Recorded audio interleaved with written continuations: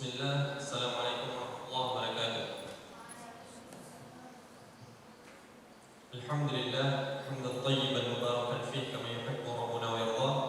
Allahumma salli wa sallim wa zid wa barik wa an'im ala abdika wa rasulika Muhammad sallallahu alaihi wasallam wa ala alihi wa ashabihi wa man tabi'ahum bi ihsan ila yaumiddin. Amma ba'd. Pada pagi yang insyaallah dimuliakan ini, alhamdulillah Allah telah menyempurnakan nikmatnya sehingga kita dapat berkumpul di dalam masjid yang sangat barokah ini insyaallah. Guna kiranya kita berkumpul pada pagi hari ini ialah untuk sama-sama mengkaji, sama-sama mempelajari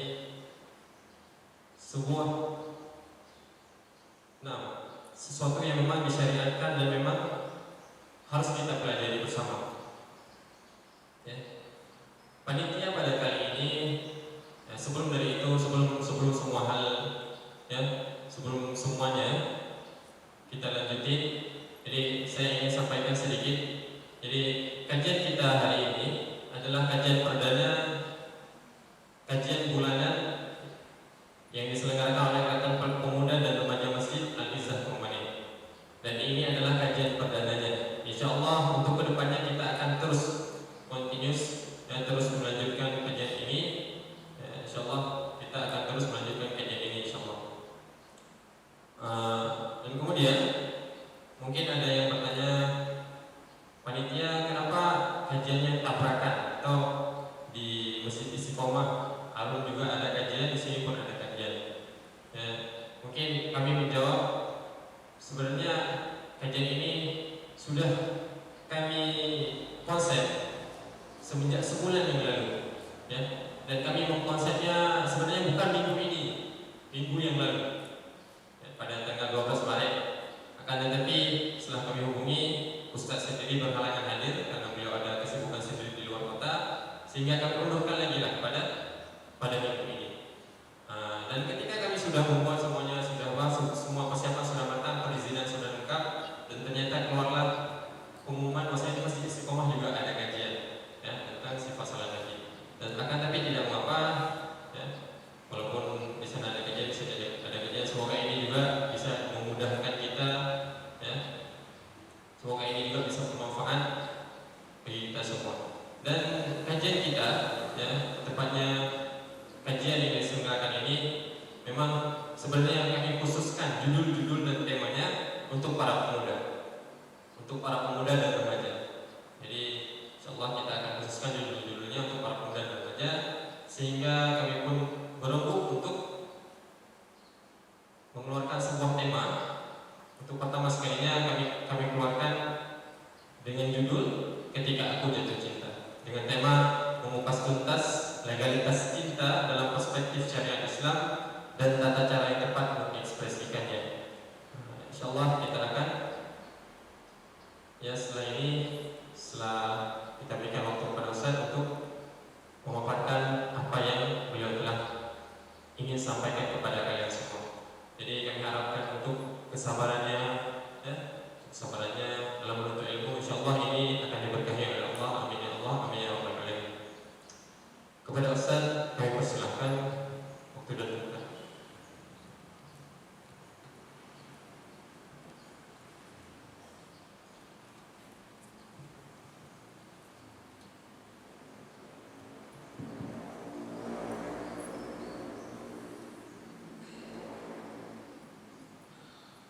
Assalamualaikum warahmatullahi wabarakatuh. Alhamdulillah nahmaduhu wa nasta'inuhu wa nastaghfiruh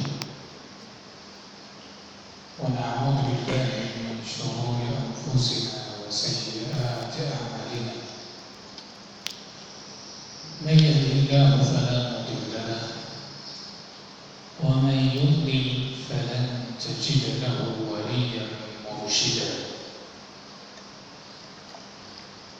وأشهد أن لا إله إلا الله وحده لا شريك له وأشهد أن محمدا عبده ورسوله وصفيه وخليله.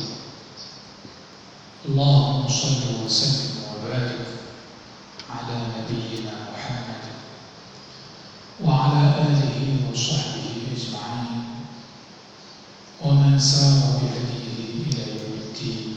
أما بعد، قال الله تعالى في كتابه الكريم: أعوذ بالله من الشيطان الرجيم. يا أيها الذين آمنوا اتقوا الله حق تقاته ولا تموتن إلا وأنتم مسلمون. وقال تعالى: يا أيها الناس اتقوا ربكم الذي خلقكم من نفس واحدة وخلق منها زوجها وبث منهما رجالا كثيرا ونساء واتقوا الله الذي تساءلون به والأرحام إن الله كان عليكم رقيبا. وقال تعالى: يا أيها الذين آمنوا اتقوا الله وقولوا قولا سديدا يصلح لكم أعمالكم ويغفر لكم ذنوبكم ومن يطع الله ورسوله فقد فاز فوزا عظيما. Alhamdulillah, terima kasih kepada pihak panitia Syababul Izzah.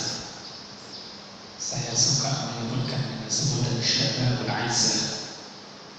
Jadi bukan hanya dikaitkan dengan Masjid Al-Izzah, namun ada satu harapan, syabab di sini punya izzah.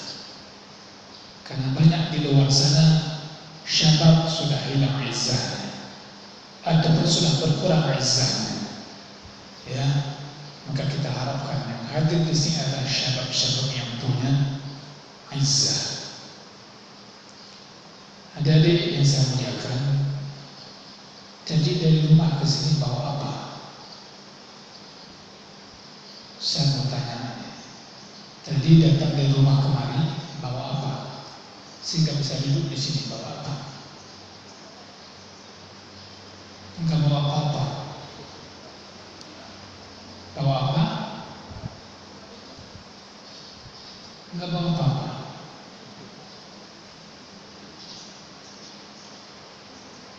Saya harapkan adik-adik datang dari rumah tadi kemari dengan membawa cinta. Iya, saya kan sudah belajar hadis Al-Arba'in An-Nawawiyah. Sudah belajar semua. Hadis pertama dalam urutan hadis Al-Arba'in itu punya sedikit riwayat tentang latar belakangnya. Yang para ulama mengatakan salah satu yang menjadi sorotan asbabul wurud hadis tersebut adalah ada seseorang yang mencintai seorang wanita. Namun sang wanita yang dicintai oleh lelaki tersebut, dia membuat satu syarat: jika kamu cinta, maka hijrahlah bersama orang yang tercinta. Nabi yang mulia dan para sahabat-sahabat calon penghuni surga. Maka sang lelaki tersebut akhirnya memenuhi dengan berhijrah. Dalam hijrahnya ia membawa cinta. Ketika sampai di sana, dia akan bertemu dan tercapailah harapan dan cita-citanya. Hadis innamal a'malu binniyat wa innama likulli imri'in ma nawa. Yang akhir hadisnya menyebutkan bahwa siapa yang hijrahnya karena dunia ataupun karena wanita yang dicintainya, maka hijrahnya hanya untuk itu. Wanita tidak bisa dielakkan bahwasanya bagian daripada dunia. Dan disebutkan wanita itu merupakan perhiasan dunia yang paling baik jika dia salihah. Nyambung ya? Nyambung. Paham? Baik. Jadi berbicara cinta bukan berbicara dosa,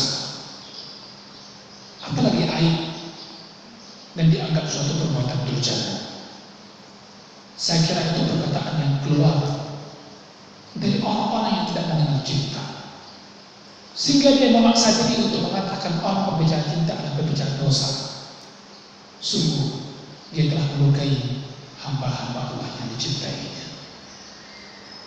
Di sini saya ingin mengatakan kepada adik-adik semua bahwa saya berbicara cinta adalah berbicara sesuatu yang menjanjikan surga, atau sebaliknya, berbicara cinta adalah karena berbicara satu jurang yang jelas menuju ke neraka. Namun terus terang kita, bagaimana menjadikan cinta itu sebagai pembicaraan dan menjadi isi hati bagi setiap hamba? Apa yang kita pikirkan tentang cinta? Apa yang kita isi tentang cinta? Apa makna yang tergambar dalam diri kita hari ini tentang cinta? Subhanallah, Allah Subhanahu wa ta'ala telah menanamkan dalam setiap jiwa manusia itu benih-benih cinta. Allah Subhanahu wa ta'ala, dan saya yakin dengan itu, saya beriman dengan itu, bahwasanya Allah Subhanahu wa ta'ala telah menanamkan dalam jiwa-jiwa manusia itu benih-benih cinta.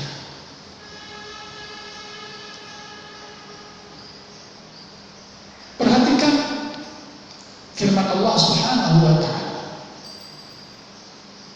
yang dikatakan dalam Al-Quran, Zuyyina lin-nasi hubbus syahawat, Zuyyina lin-nasi hubbus syahawat minan nisa'i wal banin, minan nisa'i wal banin wal qanatir al-muqantarati minadh dhahabi wal fiddati wal khayli al-musawwamati wal an'ami wal harth, dzalika mata'ul hayatid dunya wallahu 'indahu husnul ma'ab. Allah Subhanahu wa ta'ala mengabarkan kepada kita tentang benih-benih cinta. Zuyyina linnas, manusia itu telah dihiasi, telah diberikan ada keinginan, ada kecenderungan, ada kesukaan, ada syahwat kepada wanita. Dia punya kesukaan, punya rasa suka, senang kepada emas, perhiasan, perak, senang pada kendaraan berupa unta dan sebagainya, kuda, senang dia, suka. Dan di sini para ulama yang begitu paham tentang cinta mengatakan bahwasanya benih cinta sudah ada dalam jiwa manusia. Namun di antara cinta itu, dia ada yang sifatnya fitrah. Ada yang sifatnya perlu ikhtiar, perlu diusahakan agar melahirkan cinta.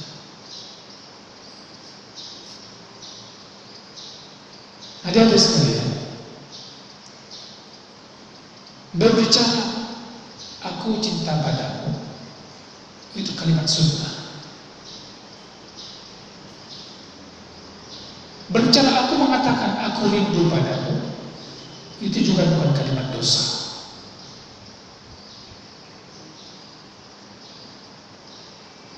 Cuma masalahnya kapan kalimat itu pantas dilakukan kepada orang tertentu yang telah ditentukan oleh Yang Maha Kuasa. Secara umum, satu sunnah Rasulullah SAW mengatakan seseorang mencintai pada saudaranya jika dia cinta hendaknya dia mengabarkan bahwa saudara itu yang dicintai. Sehingga kita kenal dengan sebutan uhibbuka fillah. Uhibbuka fillah. Namun kalimat ini tidak bisa sembarangan dilakukan oleh seorang pemuda terhadap seorang pemudi. dikhawatirkan akan salah menafsirkan pemahaman makna uhibbuki fillah atau uhibbuka fillah. Paham? Sampai itu lu paham? Paham ya? Paham. Saya ingin mengatakan berbicara masalah cinta adalah berbicara masalah sesuatu yang mulia, bukan pembicaraan bid'ah, apalagi dalalah, apalagi fitnah.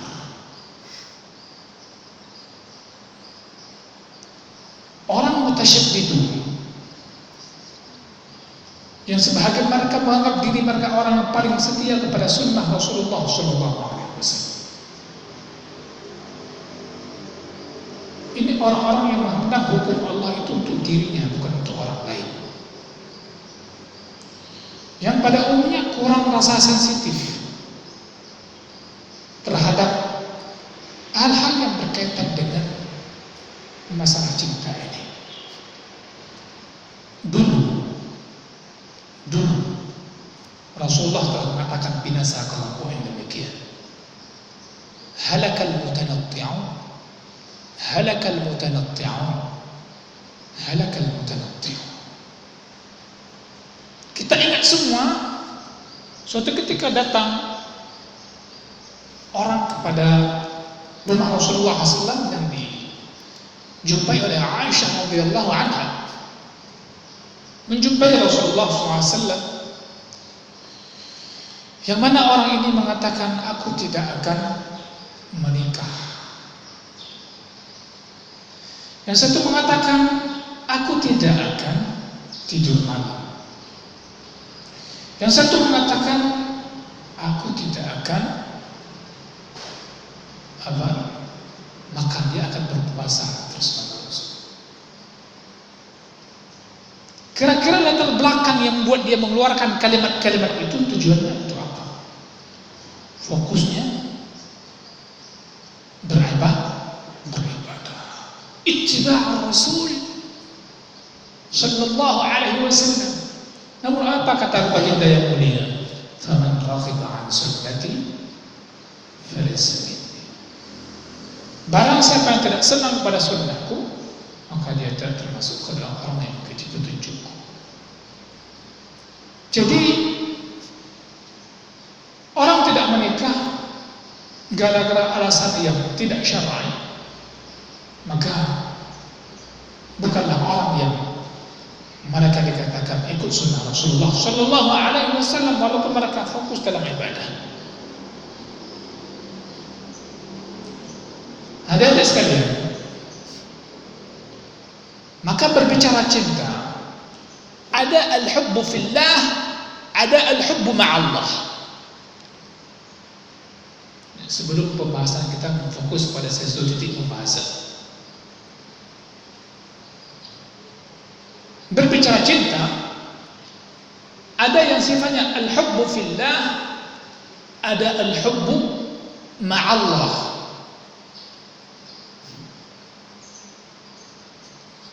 Apa bedanya? Al-hubbu fillah itulah ainul iman. Wal hubbu ma'allah itulah ainul syirk. Orang yang cinta karena Allah, cinta demi Allah Subhanahu wa ta'ala, itu adalah cinta karena keimanan.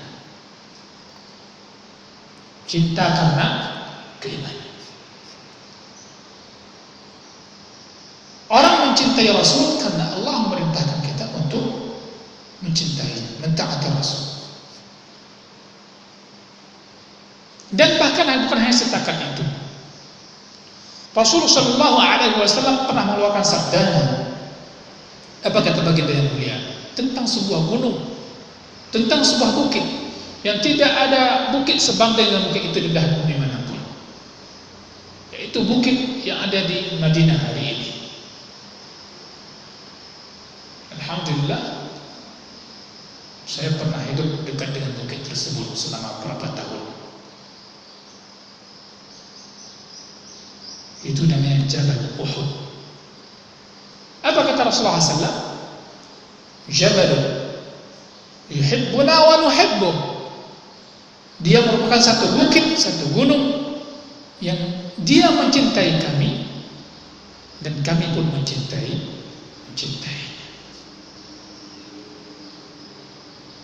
Ada sekali. Ada al-hubbu ma'allah. Ini adalah cinta yang terjadi dalam kaitannya dengan kesyirikan. Yang orang mencintainya sebanding dengan mencintai Allah Subhanahu wa ta'ala. Bahkan lebih mencintai itu dibandingkan Allah Subhanahu wa ta'ala. Ini bahaya. Dia mencintai Allah dan mencintai selain Allah sebagai tandingan dalam waktu yang sama. Hal ini tentu malapetaka besar bagi orang yang punya cinta yang demikian. Punya malapetaka besar bagi orang yang memiliki rasa cinta yang demikian. Allah Subhanahu wa ta'ala mengatakan, "Wa minan nasi man yattakhidhu min dunillahi andadan yuhibbunahum ka hubbillah walladzina amanu ashaddu hubban lillah walau yara alladhina zalamu idh yarawna al'adhaba anna al-quwwata lillahi jami'an wa anna allaha shadidul 'adab."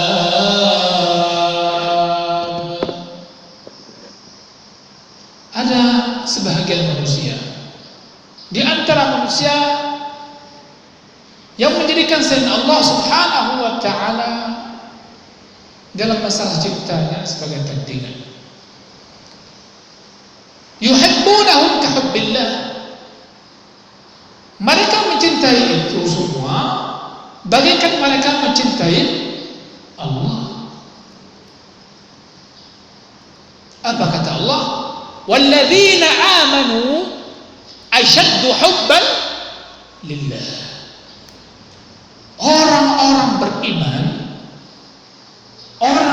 beriman mereka lebih sangat mencintai Allah Subhanahu wa ta'ala. Maka dari ini kita katakan bahwasanya ada kalanya cinta itu menjadi malapetaka. Kita lihat dalam surah yang lain. Surah apa itu? Al-Fath, ya. Apa kata Allah? Muhammadur Rasulullah walladzina ma'ahu ashidda'u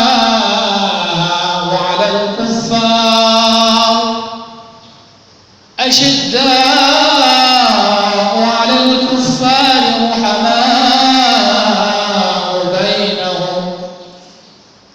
ruhama'u bainahum. Mereka saling berkasih sayang sesama mereka. Siapa sesama mereka? Sesama orang beriman.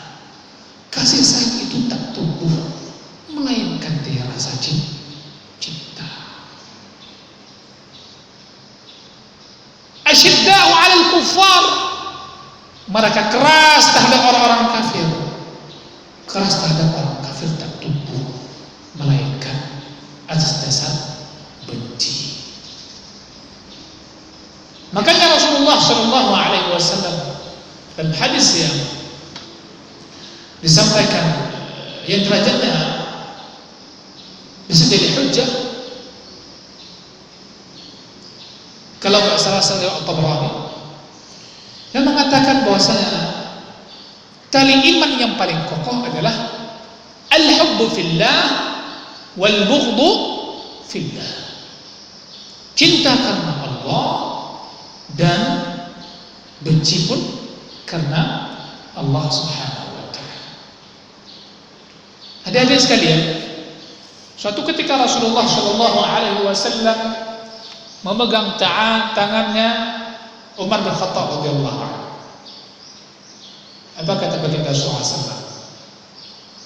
Dan karena mendengar Umar radhiyallahu anhu mengatakan, ya Rasulullah, engkau adalah orang yang paling aku cintai setelah aku cinta terhadap diriku. Begitu.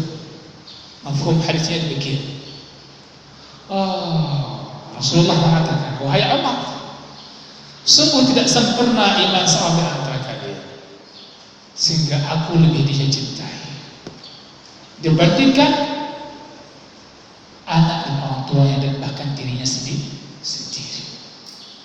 Di sini para ulama juga mengatakan memang dasarnya manusia Allah berikan dia punya rasa cinta untuk dirinya sendiri. Jadi jangankan benih cinta kepada orang lain, manusia ini sudah ada cinta terhadap dirinya. Di sini ingin kita katakan bahwasanya begitu luas ya makna cinta dalam perspektif Islam. Jelas ya? Begitu luas makna cinta dalam perspektif Islam.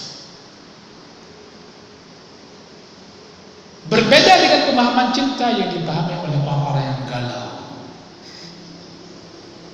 oleh orang-orang yang kurang vitamin iman, oleh orang-orang yang tidak punya karbohidrat iman, oleh orang-orang yang punya imannya hanya di hidung dan di badannya saja. Tema hari ini baru masuk tema,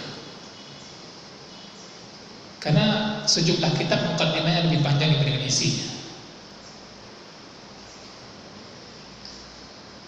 Ketika aku jatuh cinta. Tema ini berbicara bagi orang yang sudah jatuh cintanya ataupun yang boleh jatuh dan kira-kira akan jatuh. Karena berbicara jatuh, ada yang enggak jatuh. Ada sudah sekian lama dia hidup di muka bumi Allah yang mulia ini, cintanya enggak ada jatuh. Ada yang sudah duluan jatuh, megidham. Paham istilah megidham? Paham ya? Semua bisa bahasa aja ya. Cintanya jatuh, tergidham oleh dirinya sendiri. Ini bahaya. Ada yang cintanya jatuh, mungkin tidak tergidham oleh orang lain, diambil dan diserahkan cinta dan diletakkan di tempat yang mulia. Maaf, cintamu jatuh, ini tolong diambil, letakkan di tempatnya. Sebahagian menganggap jatuh cintanya, umpat saja.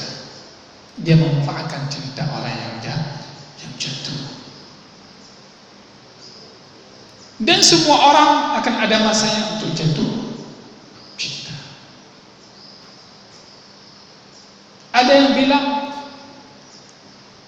ketika jatuh cinta dan cintanya tidak didapatkan setelah jatuh, cari-cari nggak tahu di mana jatuh cintanya, galau dia. Padahal pasti tikungan ke mana, tikungan patah, pas jatuh ada mobil belakang dipijak, pas dia mana cintaku udah jatuh, lain dia pulang balik nggak dapat lagi, galau dia. Di sana dia mencari-cari cinta yang jatuh. Sehingga ini banyak melahirkan kondisi jiwa-jiwa yang tidak tenang. Mesti diajak kembali, ya ayyatuhan nafsul mutmainnah. Kembalikan lagi dia dengan keimanan yang bagus, supaya cintanya yang jatuh itu bisa diambil dengan yang baik. Ataupun jika hilang, cintanya bisa dikembalikan ke tempat asal mulanya. Karena maaf kalau boleh saya katakan, cinta yang jatuh itu merupakan barang yang hilang. Dan sesuatu yang kita dapatkan yang jatuh punya orang lain tidak boleh diambil, dicuri. maka mencuri hati orang bagian daripada pencuriannya, tidak dibolehkan. Ketika hatinya jatuh, ya kan, itu barang yang hilang, maka hendak diumumkan. Cinta itu berharga enggak? Berharga. Ulama tatkala berbicara masalah barang-barang berharga milik kaum muslimin atau milik siapa di tempat kita tinggal, kita di jalan lihat di depan masjid ada barang jatuh, berharga, diumumkan, ditempelkan pengumuman, ini ada barang yang hilang, barang yang ketinggalan, barangnya itu, misalnya pas jatuh kunci motor saya, kunci mobil saya, atau yang jatuh HP, oh ada, atau jam, pengumuman dalam waktu tertentu. Sampai ada yang datang untuk mengambilnya. Tidak boleh disembunyikan. Karena kalau disembunyikan bisa jadi orang yang jatuh barang ini sedang mencari-cari di mana barangku. Paham ya? Anak remaja mudah memahami, mencerna kalimat-kalimat seperti ini. Dia mencari di mana jatuh cintaku. Aku mencari-carinya. Atau ada yang mendapatkannya namun dia tidak berani mengumumkannya, itu satu kesalahan. Kata para ulama, baru dibolehkan tidak lagi mengumumkannya adalah jika barang jatuh itu yang tidak bernilai, suatu yang murah, itu boleh tidak diumumkan. Jika uang jatuh sekarang 1.000 bukan lagi uang bernilai untuk hari ini, maka langsung dimasukkan ke kotak amal. Niatkan mudah-mudahan orang yang dapat pahala. Ya. Maka berbicara jatuh cinta, Allah Subhanahu wa taala berbicara dalam Al-Qur'anul Karim bahwasanya tidak layak, tidak boleh seorang muslim menikahi seorang wanita musyrikah. Kan begitu? Wanita musyrik. Apa kata Allah? Wala tunkihul musyrikati hatta yu'min. Wala amatun mu'minatun khairun min musyrikatin walau a'jabatkum. Wala tunkihul musyrikina hatta yu'minu. Wala 'abdun mu'minun khairun min musyrikin walau a'jabakum. Jadi tidak halal bagi seorang laki-laki muslim menikahi seorang wanita musyrikah. Oh, enggak boleh. Walaupun itu sangat menggiurkan, sangat menakjubkan, sangat mengagumkan, tidak boleh. Walau a'jabatkum. Walaupun si wanita itu sangat tertarik padamu. Begitu lihat, masya Allah, langsung cintanya jatuh hampir copot. Kata Allah, jangan kau berikan cintamu pada dia, walaupun engkau mengatakan dalam berbagai baik-baik senandung, engkau katakan kepada wanita musyrikah itu, masya Allah, kaulah jantung pisang bakku, kau segala-galanya, kaulah gerbak cinduiku. Walaupun segala-galanya itu tetap tidak bernilai, ya, enggak boleh diumumkan. Jika jatuh cinta kita kepada dia, langsung diambil balik untuk diri sendiri. Paham? Begitu juga perempuan pada laki-laki yang musyrik tidak dibenarkan, walaupun itu mengagumkan, menakjubkanmu. Masya Allah. Ingat kisah Abu Talha? Ingat. Ini kisah-kisah cinta sahabat harus ingat. Oh, sama siapa? Ummu Abu Talha jatuh cinta sama siapa? Dia mengumumkan cintanya sama siapa? Ummu Ummu Sulaim ya.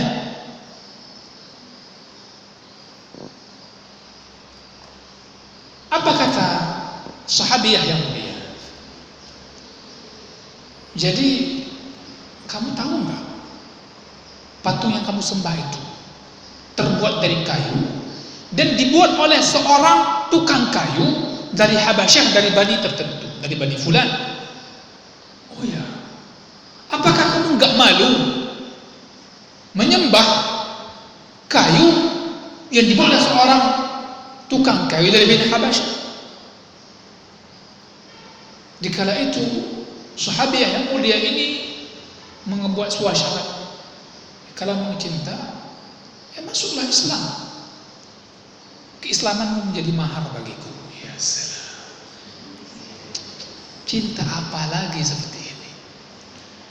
Sehingga sejumlah para ulama salafus saleh mengatakan, aku tidak pernah melihat mahar yang paling mulia, yang paling besar nilainya, melainkan mahar keislaman seorang Abu Talhah radhiyallahu anha kepada orang yang dicintainya. Oh, nggak ada apa-apanya mahar 50 manyam, nggak ada apa-apanya itu, maharnya Islam.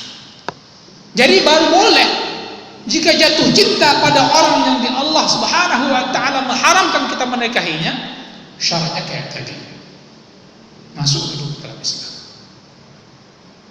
Baik, adik-adik sekalian, yang kita bicarakan hari ini banyak di kalangan remaja itu sendiri salah kaprah dalam hal ini.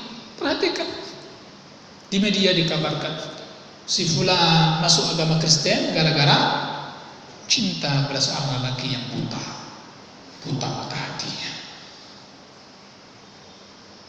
beralih agama. Kenapa? Karena dia tidak memahami bagaimana legalitas cinta dalam Islam itu sendiri.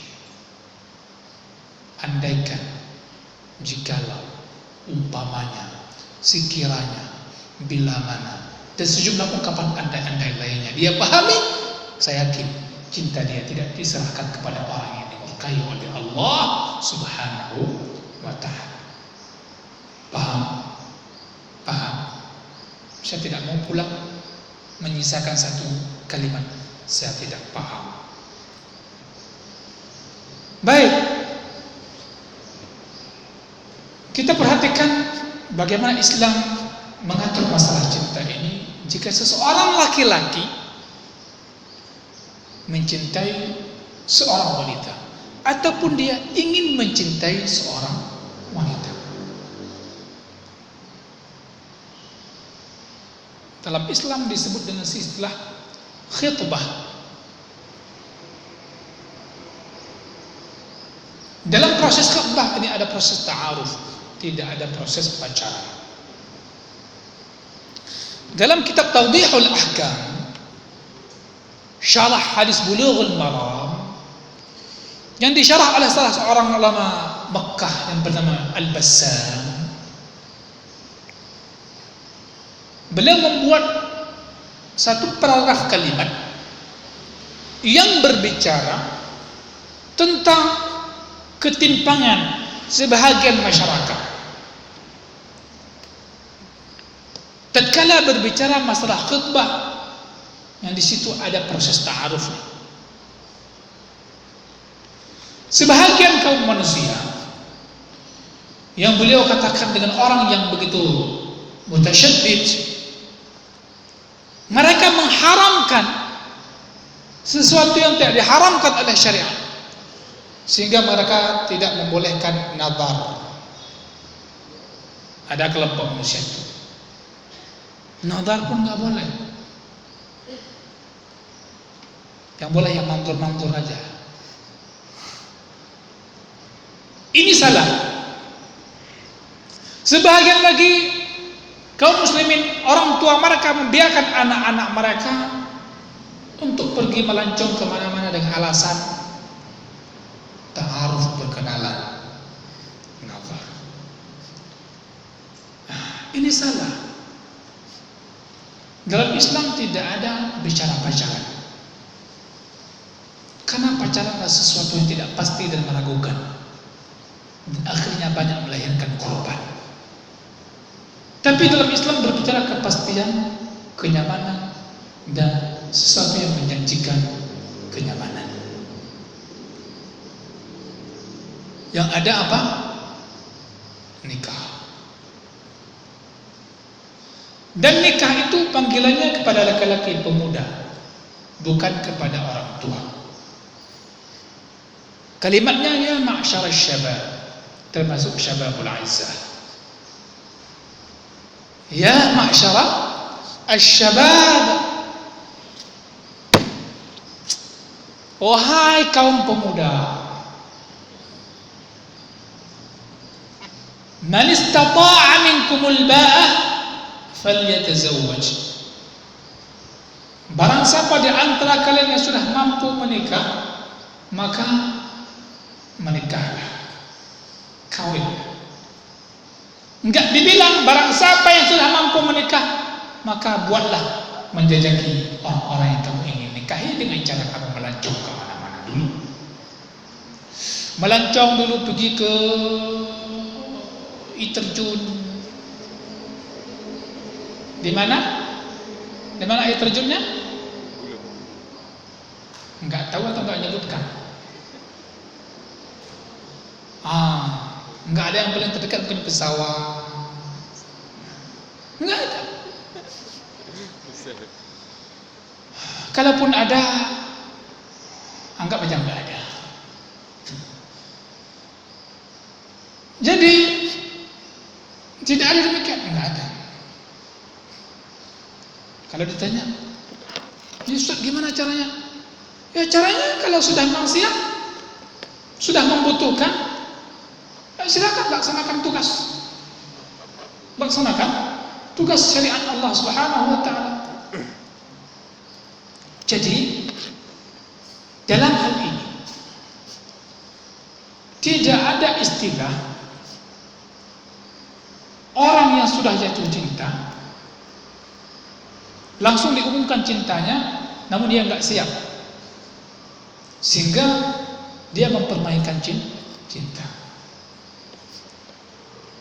Namun ingin saya katakan, kita mencintai seseorang, suka seseorang berdosa enggak dosa. Masa kita suka orang dosa?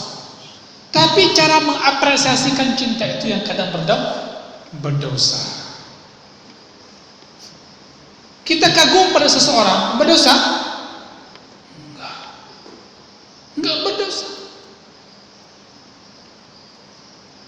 Namun yang jadi berdosa kalau kita mempermainkan hati dengan cara yang tidak syariatkan oleh Allah Subhanahu wa taala. Jangan diharamkan. Kenapa? Karena itu merupakan jalan peluang ke pintu gerbang zina. Adik-adik sekalian, jadi saya ingin pahamkan kepada kita, Rasulullah Shallallahu Alaihi Wasallam menyeru dan mengajak orang itu untuk menikah adalah di masa muda. Dan pemahaman ini mesti dipahami sejak awal. Di awal remaja kita sudah paham. Para sahabat-sahabat Nabi kalau dibaca sejarah, mereka menikah di masa-masa muda. Ustaz, mereka enggak kuliah. Emangnya kalaupun sekarang ada kuliah itu menghalangkan nikah? Ya, enggak. Saya adik-adik, alhamdulillah, saya menikah di saat saya masih kuliah.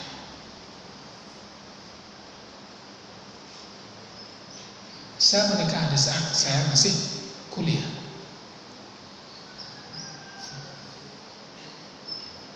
Dengan seorang istri yang juga dia masih di awal-awal kuliah. Dan alhamdulillah kami selesai juga kuliah.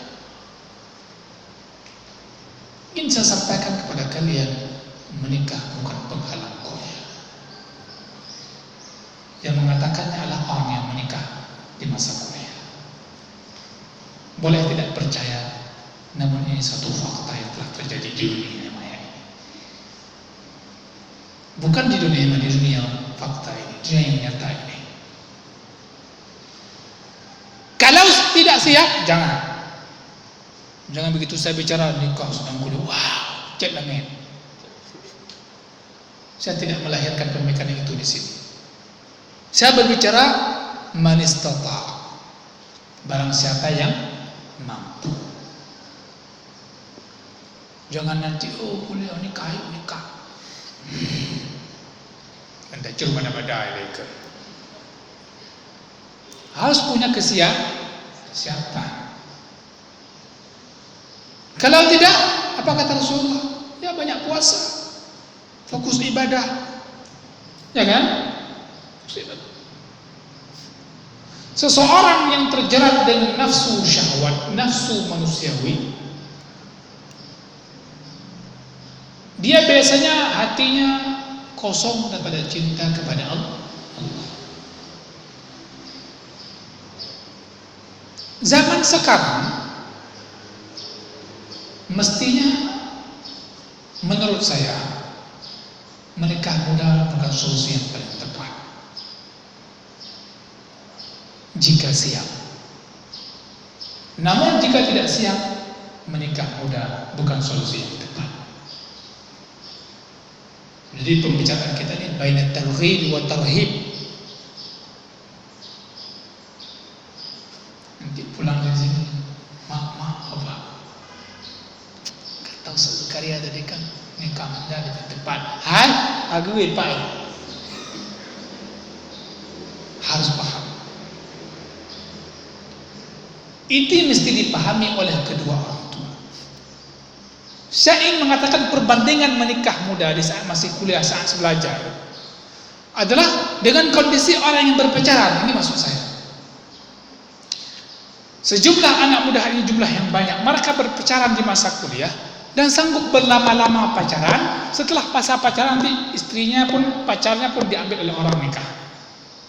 Selama dia pacaran masa kuliah, masa dia sekolah, dia sanggup membelajarkan bakso untuk pasangannya.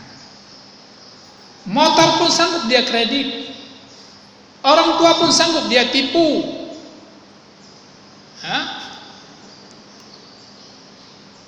Ini menunjukkan lelaki-lelaki yang lemah. Kalau lelaki yang kuat, lelaki yang hebat adalah lelaki yang datang dengan siap menikah. Jika cintanya pun ditolak, maka dia tidak akan melakukan sikap dukun bertindak. Ini lelaki yang kuat. Kalau orang pacaran, muncullah kalimat-kalimat yang galau tentang cinta. Tahu apa contoh kalimat yang galau tentang cinta? Mencintai tidak seharusnya memiliki. Allahu Akbar. Ngopo?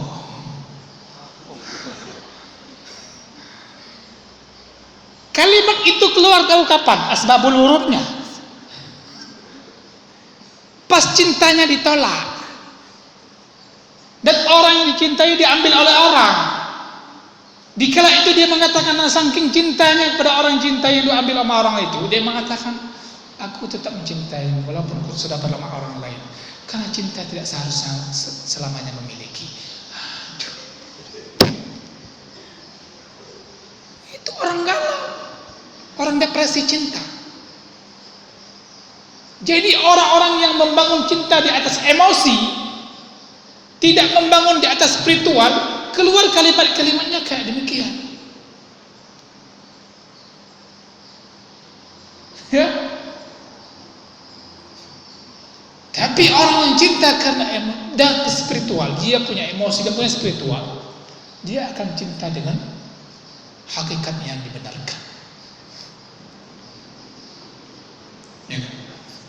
Dulu para sahabiah, ada sahabat datang ke Rasulullah jika suka kepada seseorang, bilang ya kan? Ini juga bisa bilang di sini sama ustaz, sama guru, bilang, Ustaz, saya suka kali sama dia. Kamu suka kali, enggak suka sungai. Betul Ustaz lah, serius. Iya Saya kan serius bilang. Si ustaz ini boleh memberikan saran. Betul kamu suka? Boleh. Rasulullah SAW tak kala ada orang menyampaikan, Rasulullah sampaikan. Ada sahabiah yang saya lupa namanya, datang kepada Rasulullah. Dia pernah didatangi oleh beberapa orang sahabat yang lain untuk khidbah beliau. Dia 3 orang. Allahumma shalli ala Muhammad. Saya lupa nama beliau. Dan 3 orang datang ke laki-laki. Ada 1 orang sahabiah, datang 3 orang lelaki meminang. Ini nampaknya bukan sembarang sahabiah, bukan seorang wanita. Sehingga beberapa orang datang ingin meminang dia. Tanya pendapat Rasulullah, ya Rasulullah, aku ada dipinang oleh sekian orang.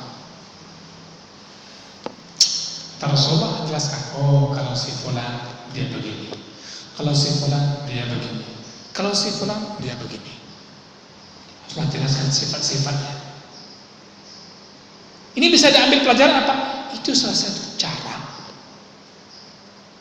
orang dulu, tatkala datang orang mencintainya, jika dia tidak mengenal betul, tanya kepada orang terdekat atau sama gurunya yang mengenal dia. Paham? Alhamdulillah, saya berbicara ini mengalami hal yang sama. Sejumlah ada beberapa murid saya menyampaikan perasaannya kepada saya, tapi bukan untuk saya.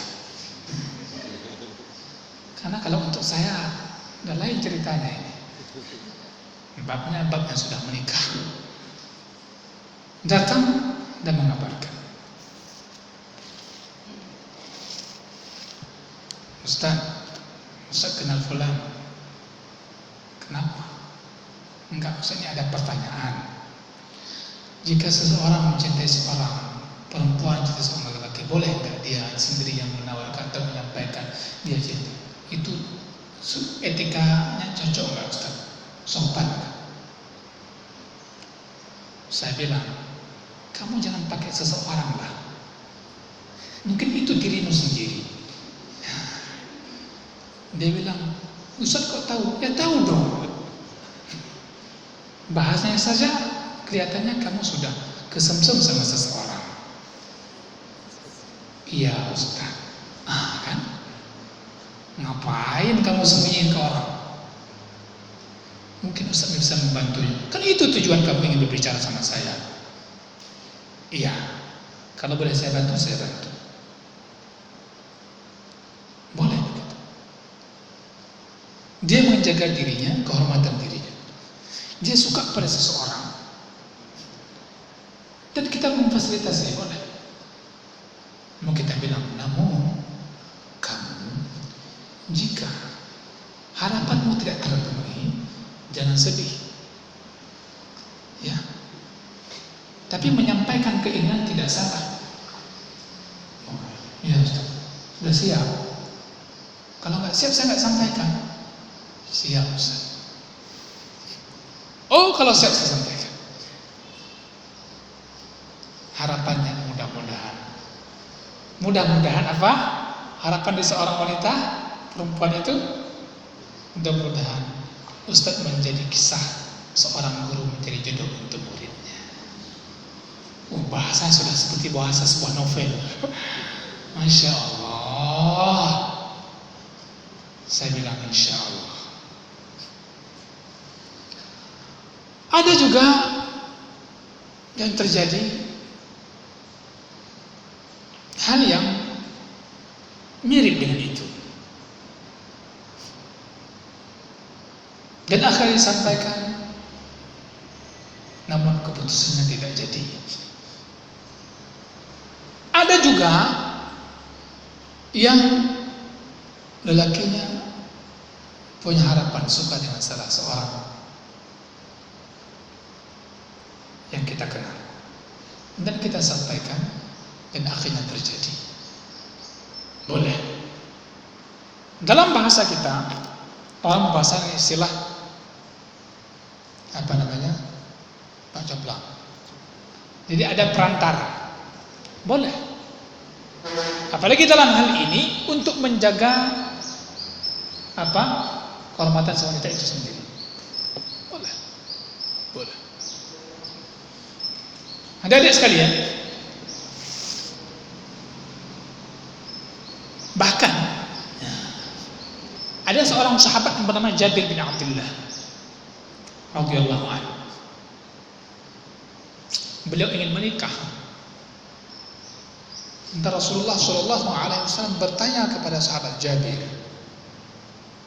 Apa tanyanya? Wahai Jabir, apakah kamu menikah dengan seorang gadis atau dengan seorang janda? Kira-kira apa sahabat Jabir menjawab? Apa adik-adik? Gadis atau janda? Hah? Saya lihat juga ada bawa hadiah kan? Kira-kira dia jawab gadis atau jangan janda? Siapa tadi yang jawab janda? Ahsan. Ya. Yang jawab gadis salah, yang jawab janda benar. Silakan diambil satu orang. Hadiah. Hadiah. Satu orang. Kenapa? Anakku.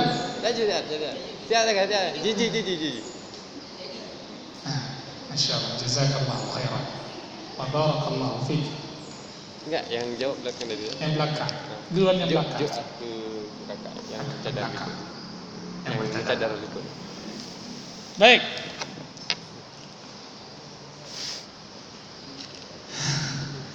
Rupanya jawabannya, aku ingin menikah dengan seorang janda.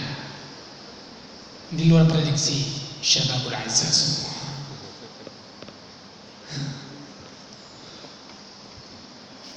Kok bisa? Rasulullah katakan, kenapa kamu tidak menikah dengan seorang gadis?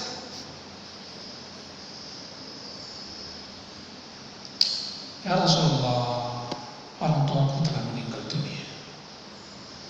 Dan aku punya saudariku, perempuan masih kecil-kecil. Aku ingin menikah dengan seorang janda. Ada punya harapan agar dia bisa juga mendidik, mentarbiyah adik-adikku.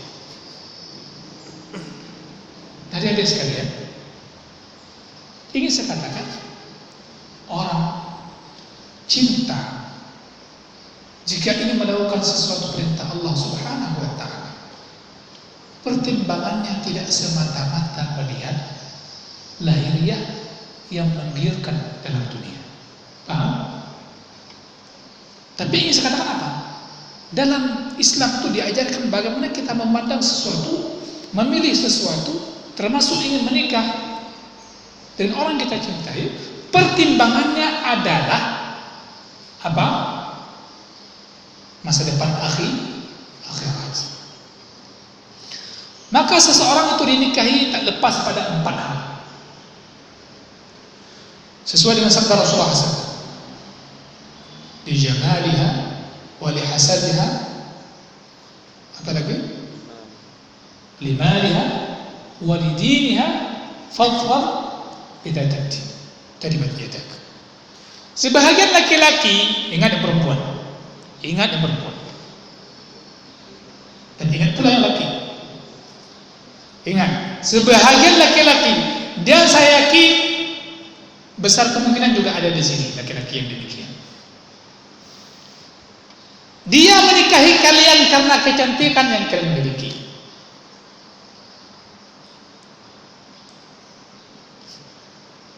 Sebahagian laki-laki menikahi kalian karena keturunan atau nama baik keluarga yang kalian miliki. Oh, anak urumu po, cucu urumu gah. Ya? Ladom najin anak urumu po, cucu urumu. Sebahagian laki-laki menikah wanita karena hartanya. Kamu perempuan punya harta banyak, laki-laki tertarik. Yang membuat dia tertarik karena ada satu daya tarik padamu, itu karena harta yang kamu miliki. Dan sebahagian laki-laki dia menikahmu karena agama. Laki-laki aja Ustaz, perempuan juga tak kurang demikian. Menikahi dengan seorang laki-laki dia tertarik, ganteng banget, Masya Allah, ada yang lebay. Gimana ya, Masya Allah. Ada yang baru kenal Islam, baru kenal kajian, Masya Allah. Astagfirullahaladzim.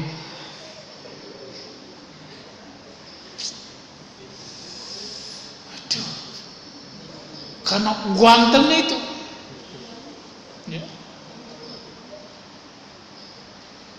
Ini bahaya. Boleh, tapi jika karena itu bahaya. Maka ada riwayat hadis mengatakan jika seorang laki menikahi perempuan karena cantiknya saja, ini perempuan ini biasanya akan lebih sombong.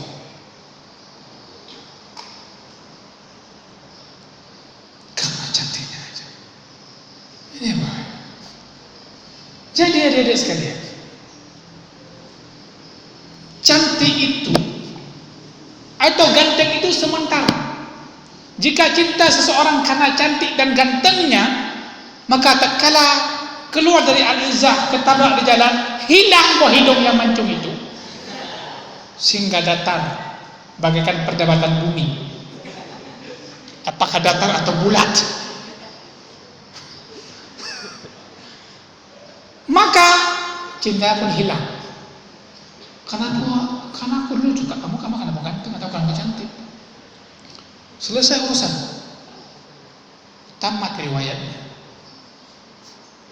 Atau di saat kecantikannya luntur, maka itu pun cintanya luntur. Ya,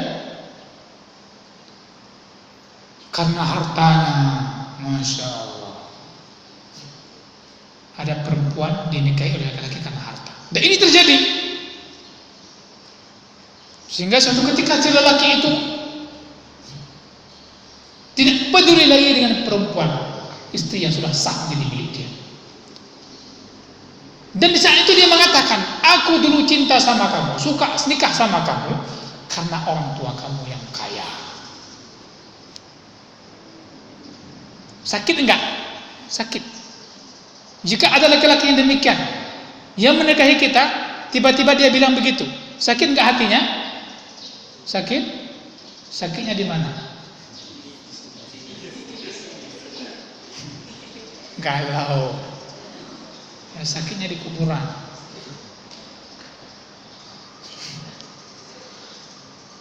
Ada. Perempuan banyak jadi korban. Melihat lelaki yang datang meminangnya atau mengatakan cinta kepadanya dengan datang membawa sejumlah harta, padahal dia perampok besar di satu kota.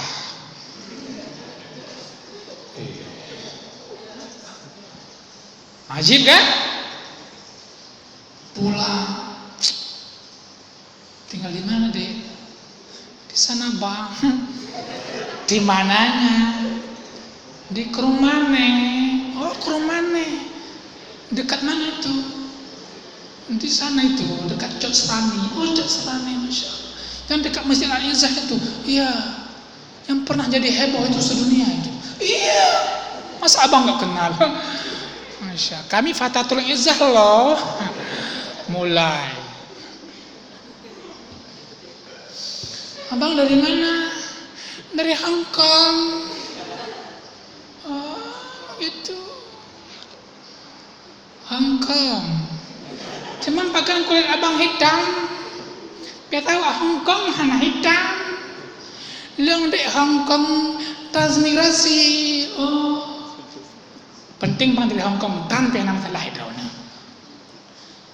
Mulailah bahasa-bahasa yang menakjubkan. Sehingga si perempuan ini setiap mendengar kalimat laki-laki itu, dia selalu mengatakan, Masya Allah, ajib.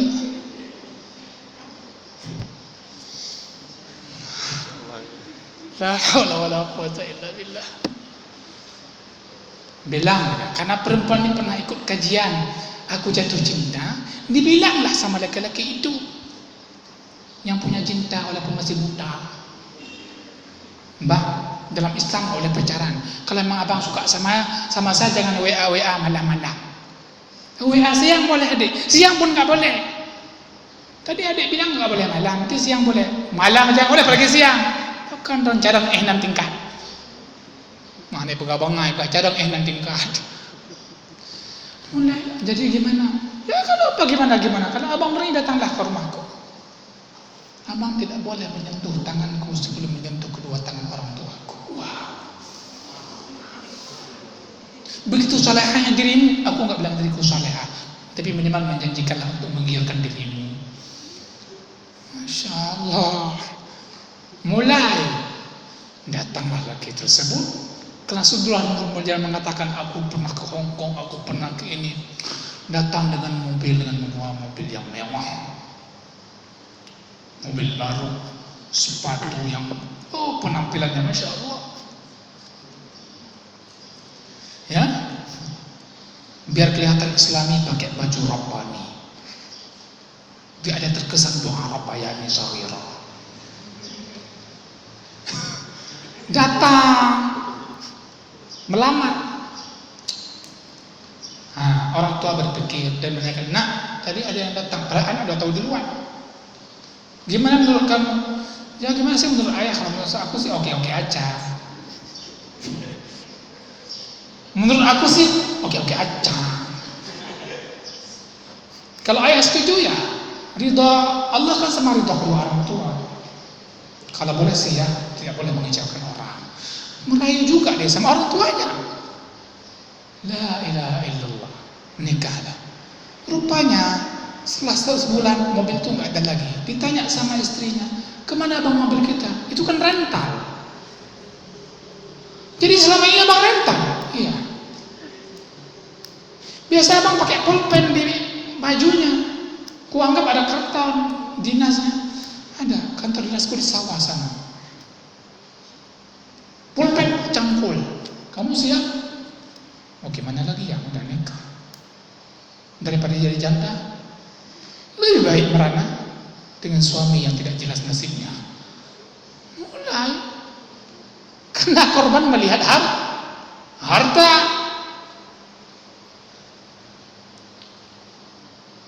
Ada yang menikah gara-gara bangga keturunan.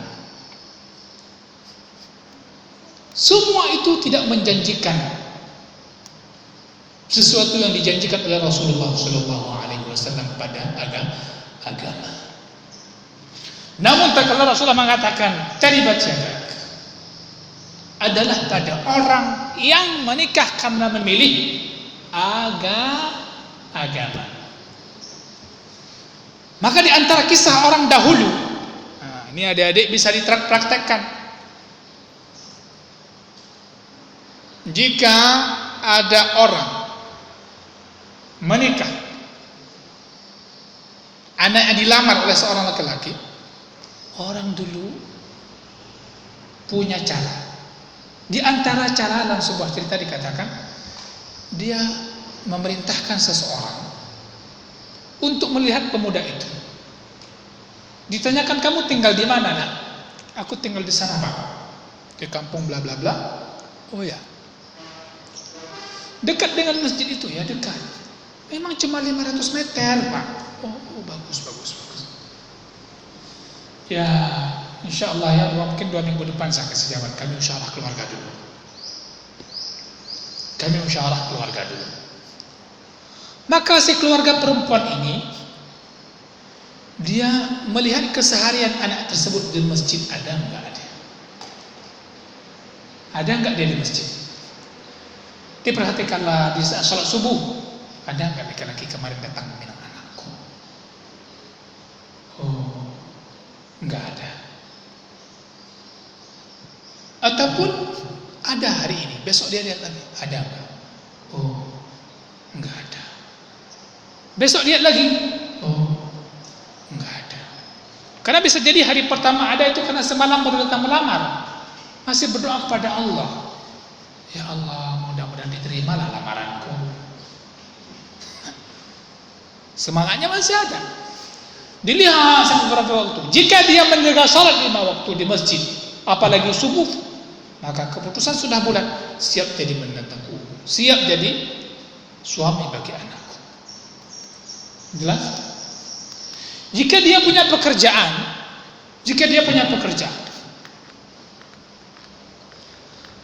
maka dilihat pekerjaannya apa,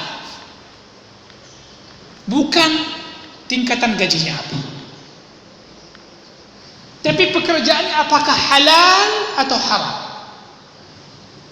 Apakah si calon menantuku, calon suami bagi anakku akan membawa api neraka bagi anakku, atau membawa sesuatu yang membahagiakan dia di surga. Ini menjadi pertimbangan. Paham dari semua? Paham? Yang perempuan paham? Karena kalau laki-laki kalau nggak berani nggak mungkin nikah umur segini. Bisa berani nantang. Tapi kalau perempuan, pada umumnya sifatnya banyak datang orang melamar tiba-tiba, nggak tahu, ya kan? Mungkin bukan orang di sini, orang di luar sana, mungkin kenal sama ayah kita, kenal sama saudara kita, atau kenal sama orang kampung kita, kenal sama ustadz kita, kan begitu? Dikasih alamat tiba-tiba datang, assalamualaikum,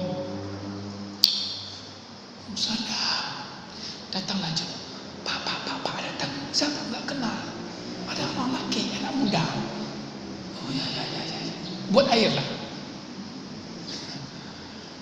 Datang, tiba-tiba datang, saya tujuan ke sini Bapak, ingin meminang anak Bapak. Sirih nggak ada sama Bapak, saya bawa pinangnya saja. Jadi tiba-tiba datang, ya kan? Maka dalam kondisi seperti ini, boleh kita lakukan seperti orang-orang soleh dulu melakukan. Seorang ayah tidak boleh buru-buru, seorang perempuan tidak boleh buru-buru. Lihat dulu kesolehannya. Kalau dia yang bekerja di suatu kantor apa? Tapi kalau tempat dia pergi ke kantor yang menghadirkan banyak syubhat, nggak usahlah. Paham? Ibnu Taimiyah rahimahullah dan sejumlah ulama yang lain mengatakan dalam bab masalah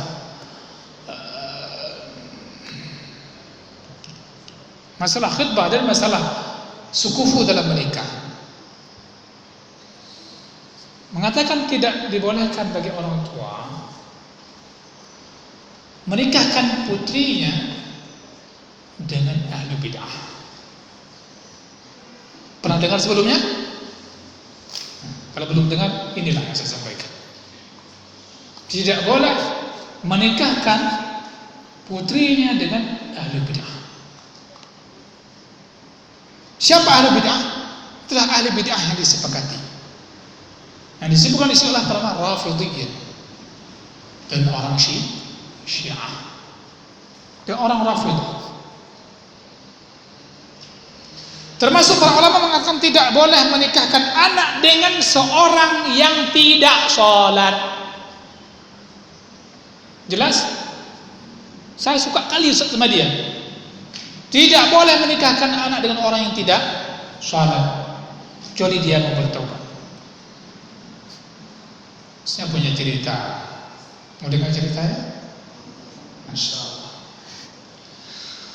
Karena kadang memang masalah cinta itu berkaitan dengan surga walaupun masuk dengan cara yang dipaksa. Saya membaca dalam sebuah buku yang diterbitkan oleh Proyomedia. Buku itu berjudul lebih baik dipaksa masuk surga dibandingkan sukarela masuk neraka. Pernah dengar judul buku itu? Belum? Bahkan saya sampaikan apa juga? Lebih baik dipaksa masuk surga dibandingkan sukarela masuk neraka. Kalau belum pernah dengar, sudah dengar sekarang, itu nanti boleh dibeli bukunya kalau ada yang jual. Karena kalau nggak jual nggak bisa dibeli. Ada satu cerita.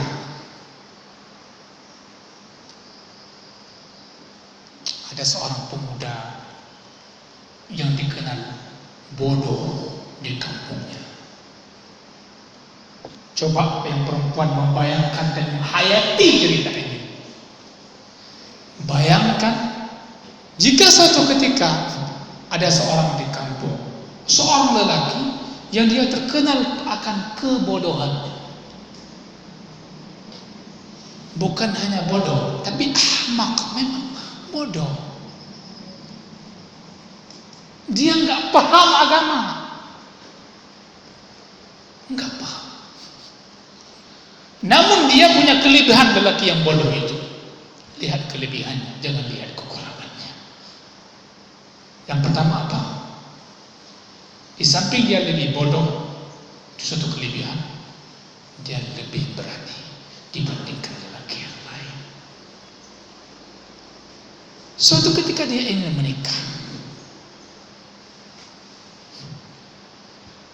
dia ingin menikah dengan siapa?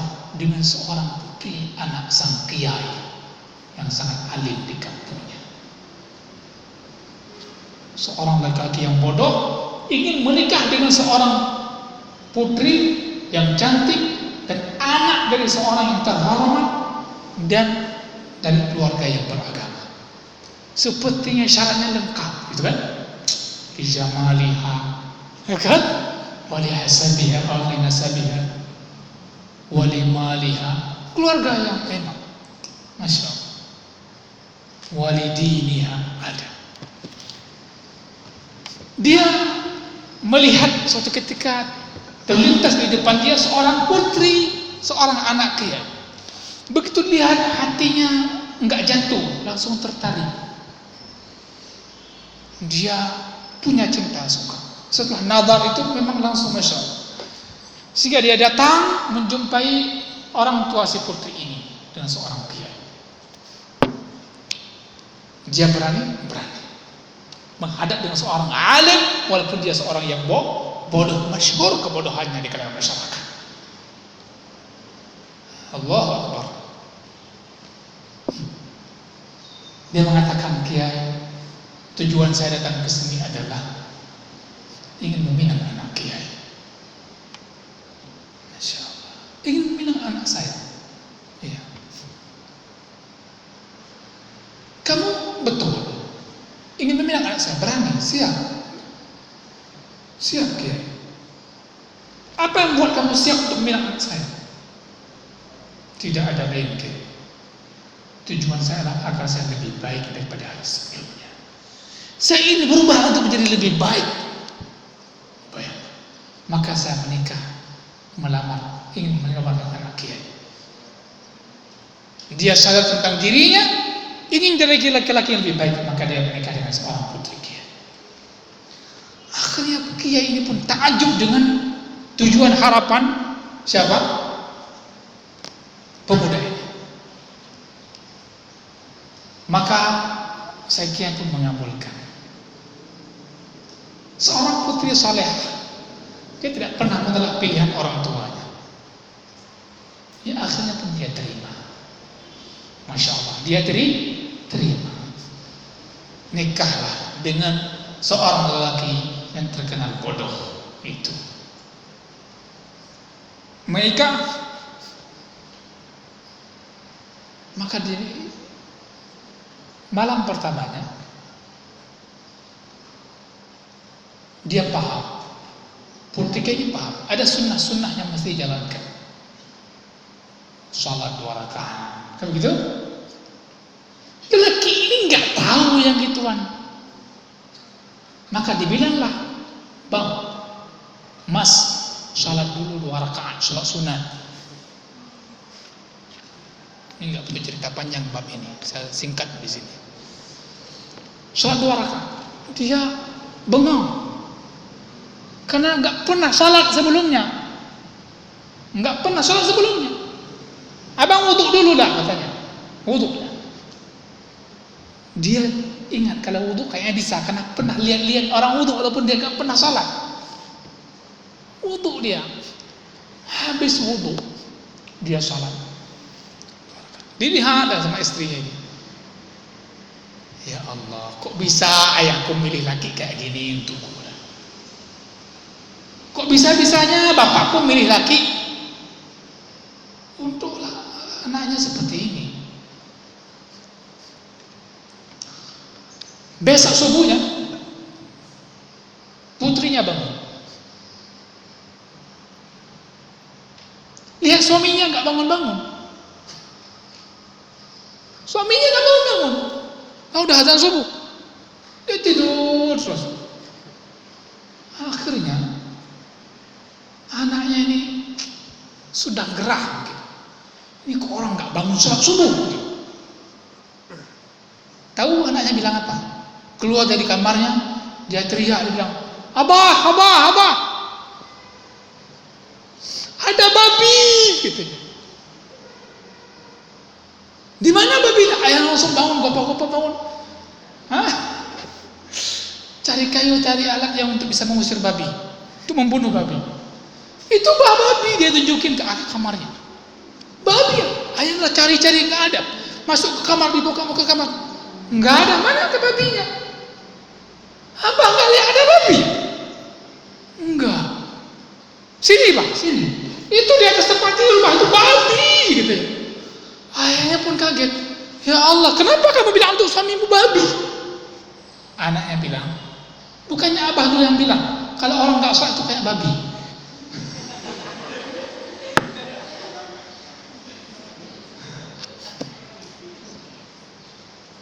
Udah habis ceritanya? Saya sambung? Belum habis ceritanya. Saya tutup mencerita ini aja. Akhirnya dinasihati, diajarkan. Bapaknya udah geram. Kenapa kamu nggak bangun sholat subuh? Apa jawab pemuda ini? Karena aku udah bilang, gimana aku bisa sholat? Nggak ada yang ngajarkan aku sholat. Aku pun nggak tahu itu ada sholat subuh. La ilaha illallah, kata ayahnya. Allahu Akbar. Kok sampai setingkat ini tingkat IQ-nya? Kan dia udah bilang, aku menikah dengan putrimu tujuan agar aku lebih baik, agar lebih mengenal agama Allah, ingin memperdalam agama Allah. Akan diajarkanlah sholat subuh. Si suami ini menjadi orang yang senantiasa taat terhadap ajaran istrinya. Karena istrinya pintar, paham agama, diajarkanlah. Sehingga di hari Jumat, apa yang terjadi hari Jumat? Istrinya bilang, sunnahnya Rasulullah SAW pergi ke masjid cepat di awal waktu. Maka dia bilang sama suaminya, abang mandi Jumat dan dipakailah baju yang paling bagus, kan? Dia pergi Jumat cepat kali. Orang belum satu orang pun hadir di saf masjid, dia sudah hadir. Dan dipesan sama istrinya, abang sampai ke masjid nanti pilih saf yang terdepan, jangan saf belakang. Karena saf terdepan besar fadilahnya. Ya salam. Suaminya yang tadi ikut karena dia nggak paham agama sebelumnya. Dia pun masuk masjid dan di saf terdepan dia salat. Satu persatu jemaah yang lain datang. Sehingga tibalah waktu Jumat. Namun sayangnya sang khatib tidak datang, berhalangan. Maka semua pengurus masjid lihat kiri kanan, ini siapa yang pantas jadi khatib? Akhirnya orang lihat, menunjuk satu arah. Itu ada menantunya kiai katanya. Oh, ada menantunya kiai. Oh ya. Dan di hari itu pula menantu kiai pakai baju yang memang baju dipakai oleh khatib. Yang baju biasanya dipakai oleh mertuanya, ada baju lebar di luar, yang baju dipakai oleh khatib. Masya Allah. Akhirnya dia pun dinobatkan untuk jadi khatib pada waktu itu. Luar biasa kan? Dia ingat pesan istrinya, jangan pernah menolak kebaikan yang ditawarkan oleh orang lain. Akhirnya pun dia enggak menolak, siap jadi khatib. naik ke mimbar dan melaksanakan ceramah yang begitu berapi-api, begitu semangat. Khutbahnya singkat sebagaimana sunnah Rasulullah SAW. Namun orang begitu terkagum-kagum, tertaajub dengan khutbah dia, karena dalam khutbahnya tidak ada rukun-rukunnya, sehingga khutbahnya dianggap fatal, batal. Orang terkagum-kagum karena khutbahnya tidak ada rukun satupun.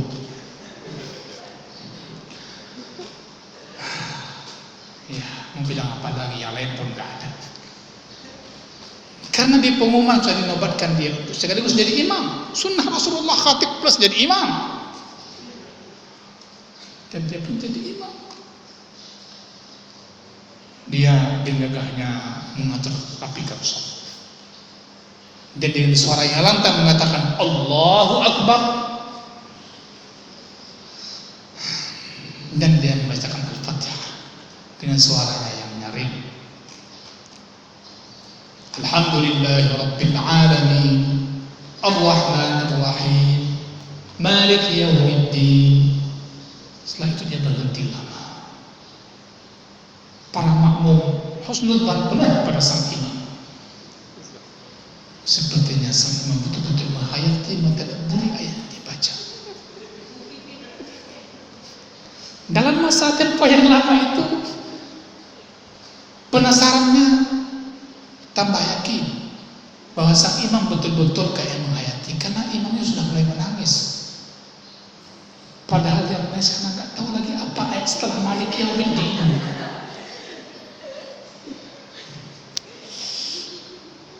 La ilaha illallah.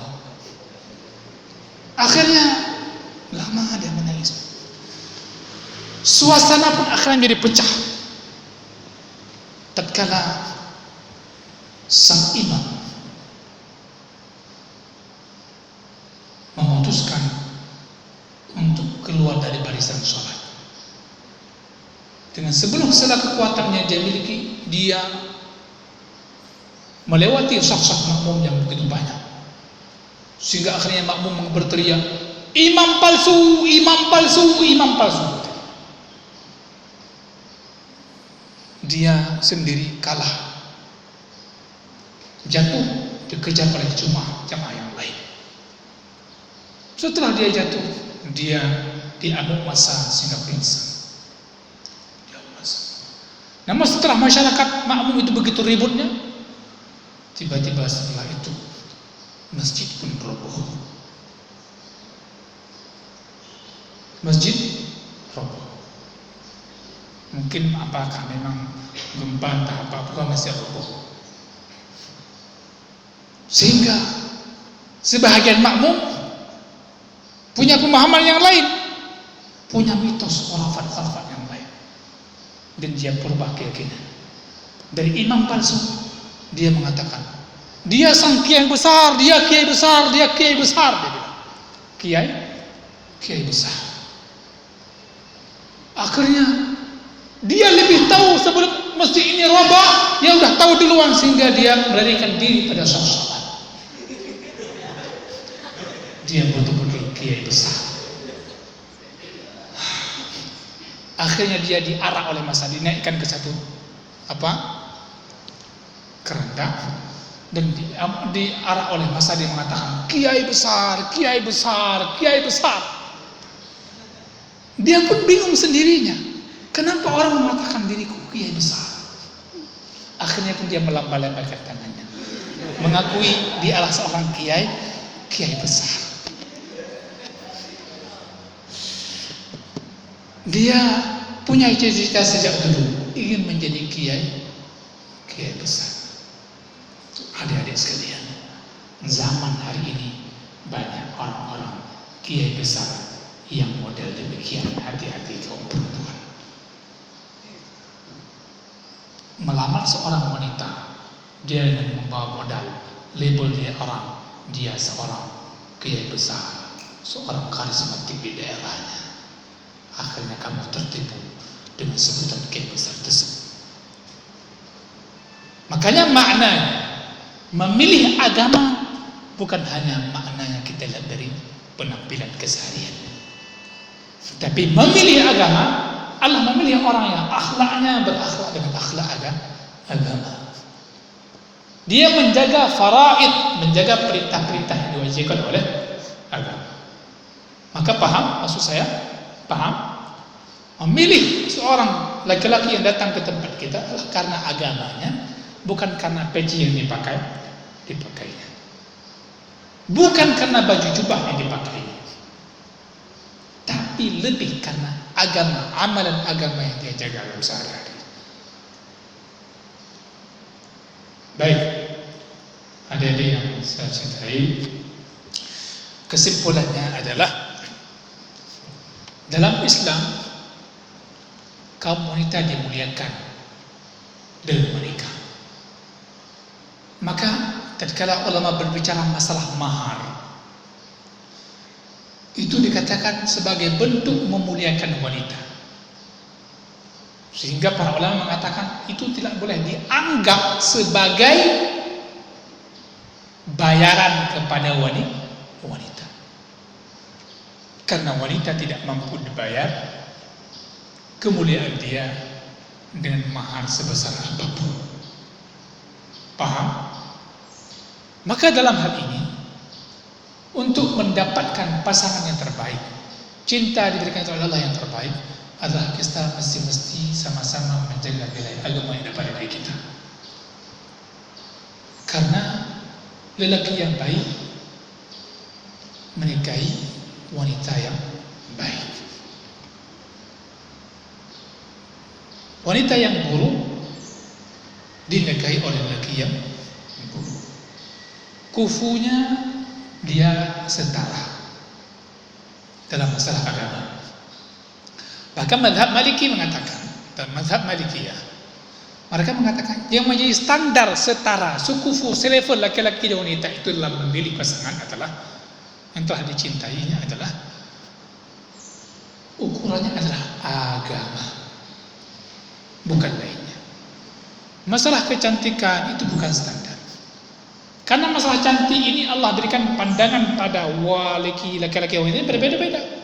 Walaupun kita lihat laki-laki itu punya mata yang sama-sama punya hitam di matanya, tapi yang terpancar pada laki-laki itu wanita yang cantik enggak semua sama. Mungkin si fulan mengatakan dia lebih cantik, berbeda, relatif, ya kan? Ada orang berpikir, ada kawan saya dulu ngomong begini, dia bilang,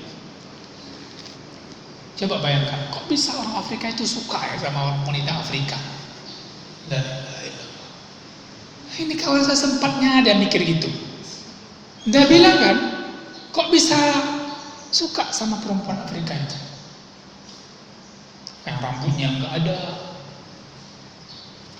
membulik-bulik kayak Indomie, seleraku Indomie.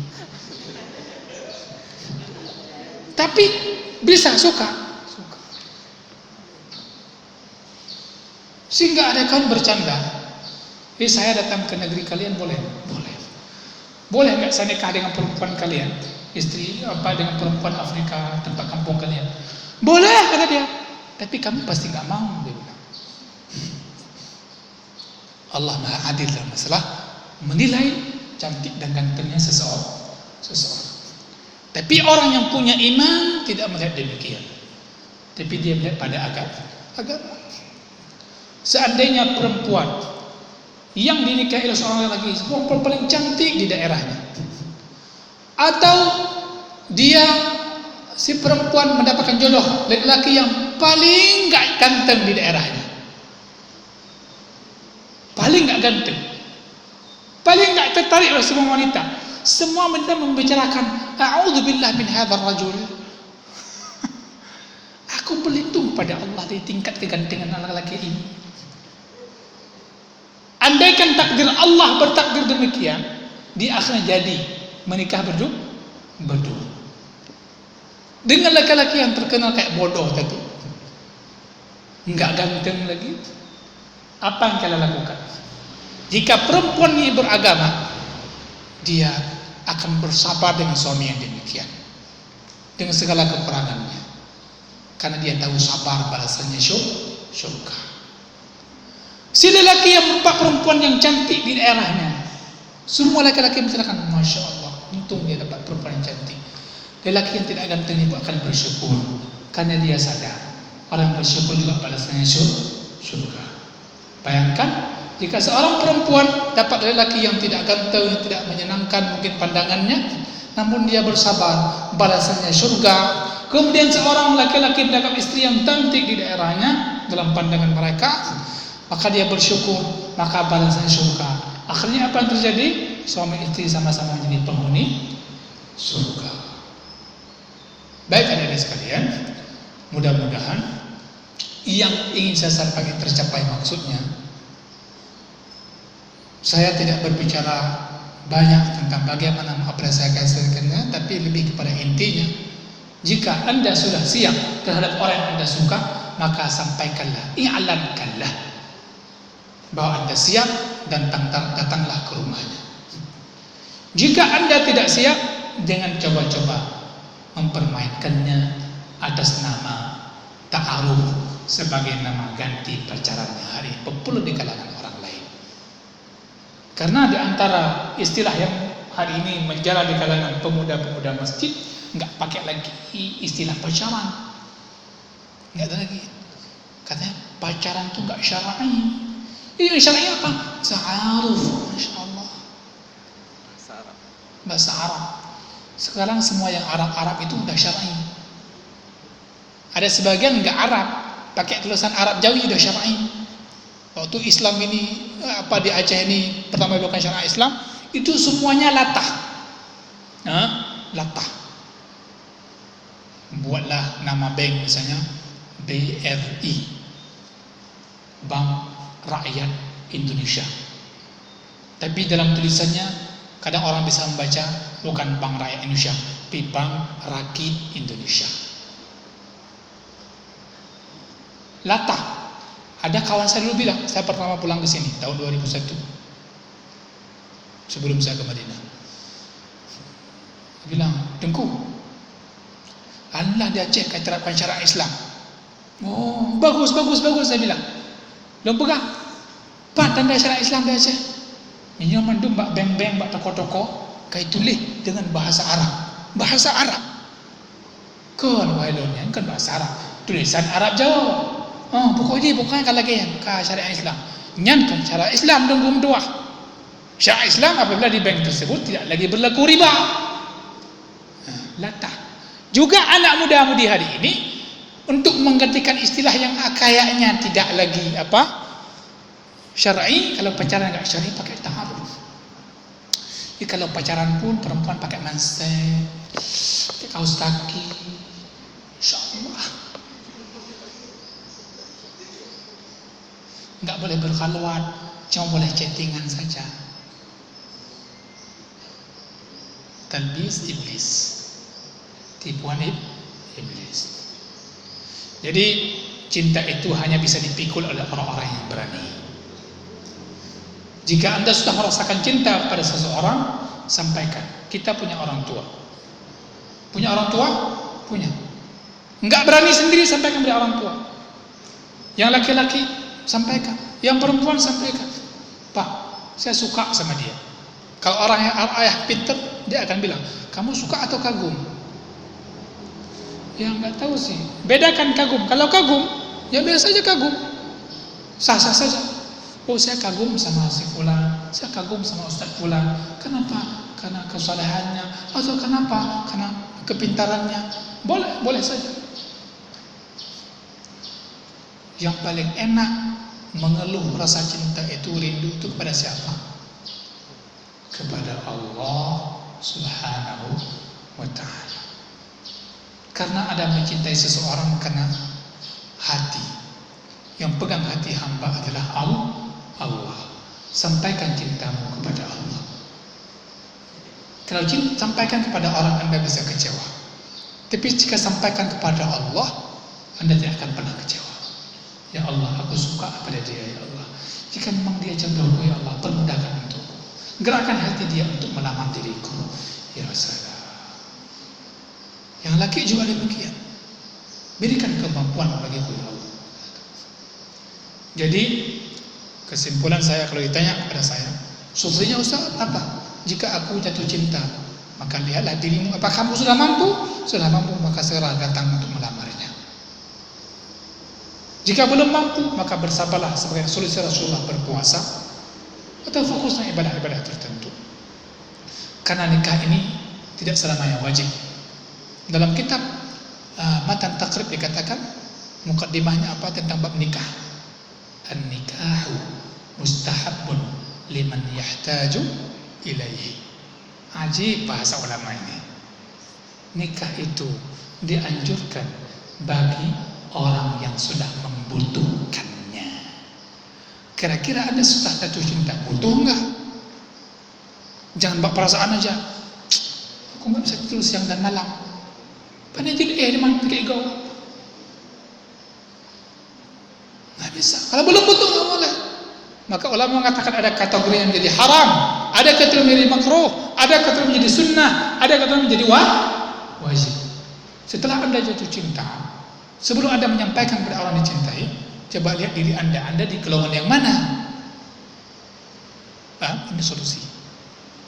Ini solusi. Jika Anda sudah mampu, maka jangan lihat umur. Jangan terpengaruh dengan iklan BKKBN. Maaf, walaupun direkam saya tidak menyampaikan. Saya tidak setuju dengan iklan BKKBN. Apa iklannya? Membuat batasan umur tertentu. Setelah mereka buat penelitian mengenai kasus yang banyak terjadi, katanya kalau mereka umur sekian maka akan begini. La ilaha illallah. Akan lahir anak begini, akan terjadi perceraian. Omong kosong loh. Terus terang, gua bilang lo omong kosong.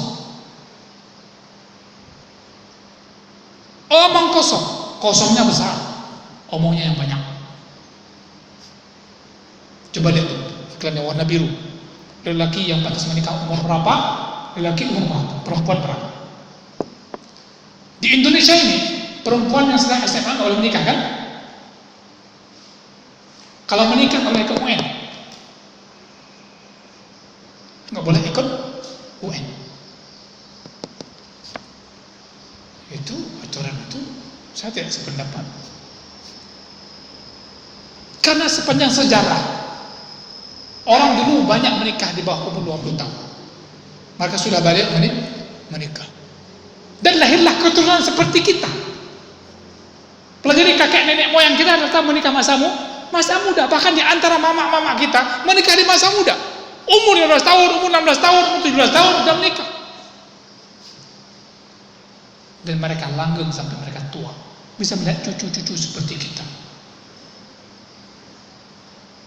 Kalau alasannya ada yang menikah lahir anaknya cacat, banyak juga yang menikah pas umurnya udah tua-tua, umur 30 tahun atau umur pas udah cocok menurut mereka, banyak juga lahir cacat. Paham ya, Dik? Baik, wallahu ta'ala alam. Nah, waktunya Masya Allah. Sekian, mungkin ada pertanyaan sebelum kita tutup.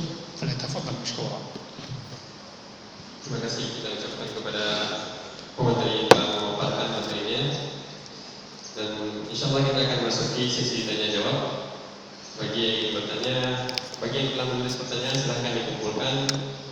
Jadi lagi-lagi kalau memang mau bertanya langsung memegang mikrofonnya. Ya, yang sudah ada tulis, yang sudah tulis silahkan. Belum? Kalau belum saya ingin boleh bertanya. yang udah langsung dibawa. Jadi saya menunggu kawan-kawannya menulis pertanyaan. Kalau yang udah ada langsung dibawa. Jiji.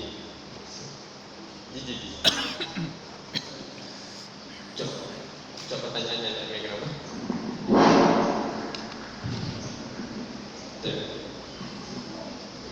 Jadi Ustaz, saya ingin bertanya, tatkala seorang jatuh cinta kepada lawan jenis, seorang wanita, dan dia berdoa kepada Allah agar nantinya dia bisa dipersatukan di dalam ikatan cinta yang sebenarnya itu ikat. Sedangkan di sana pula Allah telah mengatakan bahwasanya jodoh itu sudah diatur di alam sana. 50.000 tahun sebelum penciptaan langit dan bumi.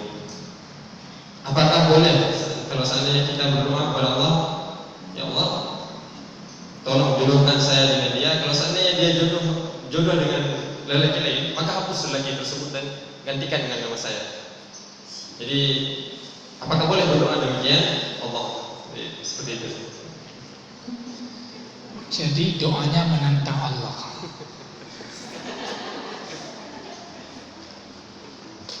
Sebenarnya berdoa minta jodoh ini bagian daripada ikhtiar mencari jodoh. Apalagi kepada seseorang sudah kita kenal, kita berdoa agar dijodohkan dengan dia. Tidak salah. Mungkin bahasa doanya saja yang mungkin terlalu memaksa. Kamu berdoa atau memaksa Tuhan? Mungkin itu saja. Allah Subhanahu wa ta'ala memberikan peluang kepada kita untuk berdoa dalam demikian. Sebagaimana kita diperintahkan untuk nazar, untuk mencari tahu laki-laki lain, boleh. Tidak masalah. Namun sebenarnya ada rahasia penting kalau kita berdoa, kita perlu jaga.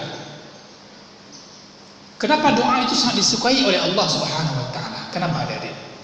Tahu kenapa? Karena dalam doa itu sebenarnya ada husnudzan kepada Allah Subhanahu wa ta'ala. Ada husnudzan kepada Allah.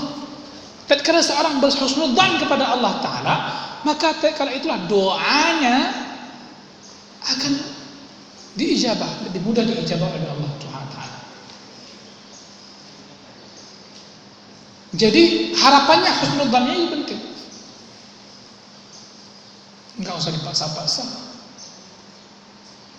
Apalagi memutuskan tali silaturahim orang. Ada orang yang datang melamar. Udah lihat datang melamar, aku suka sama dia. Ya Allah, jangan sampai jadi dia, ya Allah, jangan sampai jadi.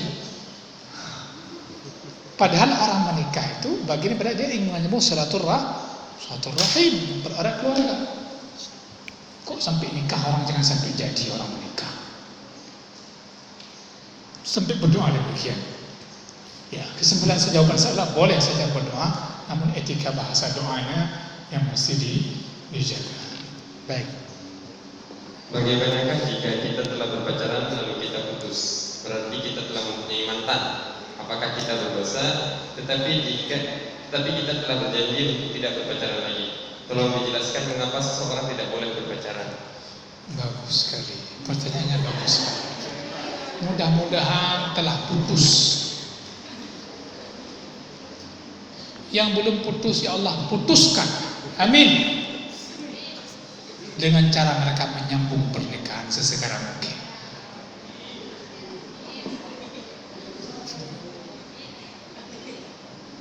Punya mantan kesannya punya kenangan yang tidak indah.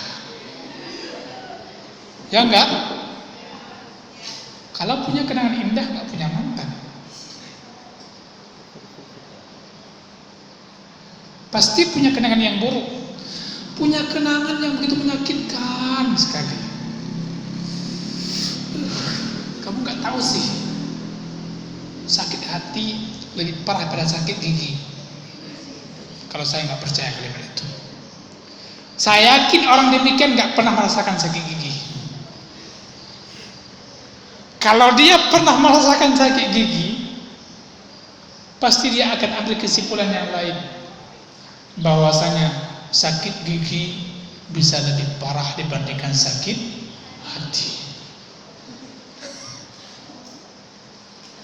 Sakit gigi satu aja, aduh, Anda mengangkat badan, nggak bisa tidur, naik di darah tinggi, tekanan darahnya, gara-gara sakit gigi.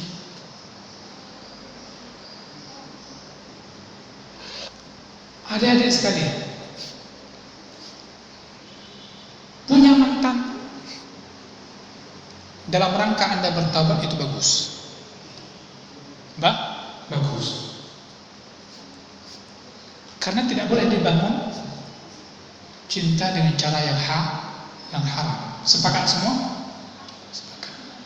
Seperti kita tidak boleh membangun rumah kita, bangunan kita di atas tanah orang yang bukan milik kita. Haram. kalau nggak ada izin. Bahkan hak notarisnya bisa diambil kita diketahui telah merampas tanah orang lain. Cara haram, nggak boleh. Orang memiliki istri, tapi istri dia adalah dengan cara yang haram, boleh? Putuskan, akhirnya jadi mantan istri. Contoh, ada sahabat yang masuk Islam, yang punya istrinya berapa? 8, ya kan? 8 masalah. Begitu masuk Islam, syariat Islam hanya membenarkan berapa? 4, la yazid, walaupun boleh yang kus, tidak boleh tambah dari 4, yang boleh kurang. Dasarnya 1, 2, 3, 4 itu kebolehan. Saya lebih tepat pendapat yang mengatakan pendapat boleh, bukan pendapat sunnah. Tibabnya lain. Apa kata Rasulullah? Ceraikan 4, sisakan yang 4. Akhirnya yang 4 jadi mantan. Jadi kesimpulan saya, jika tadi ada mantan bertaubat itu bagus.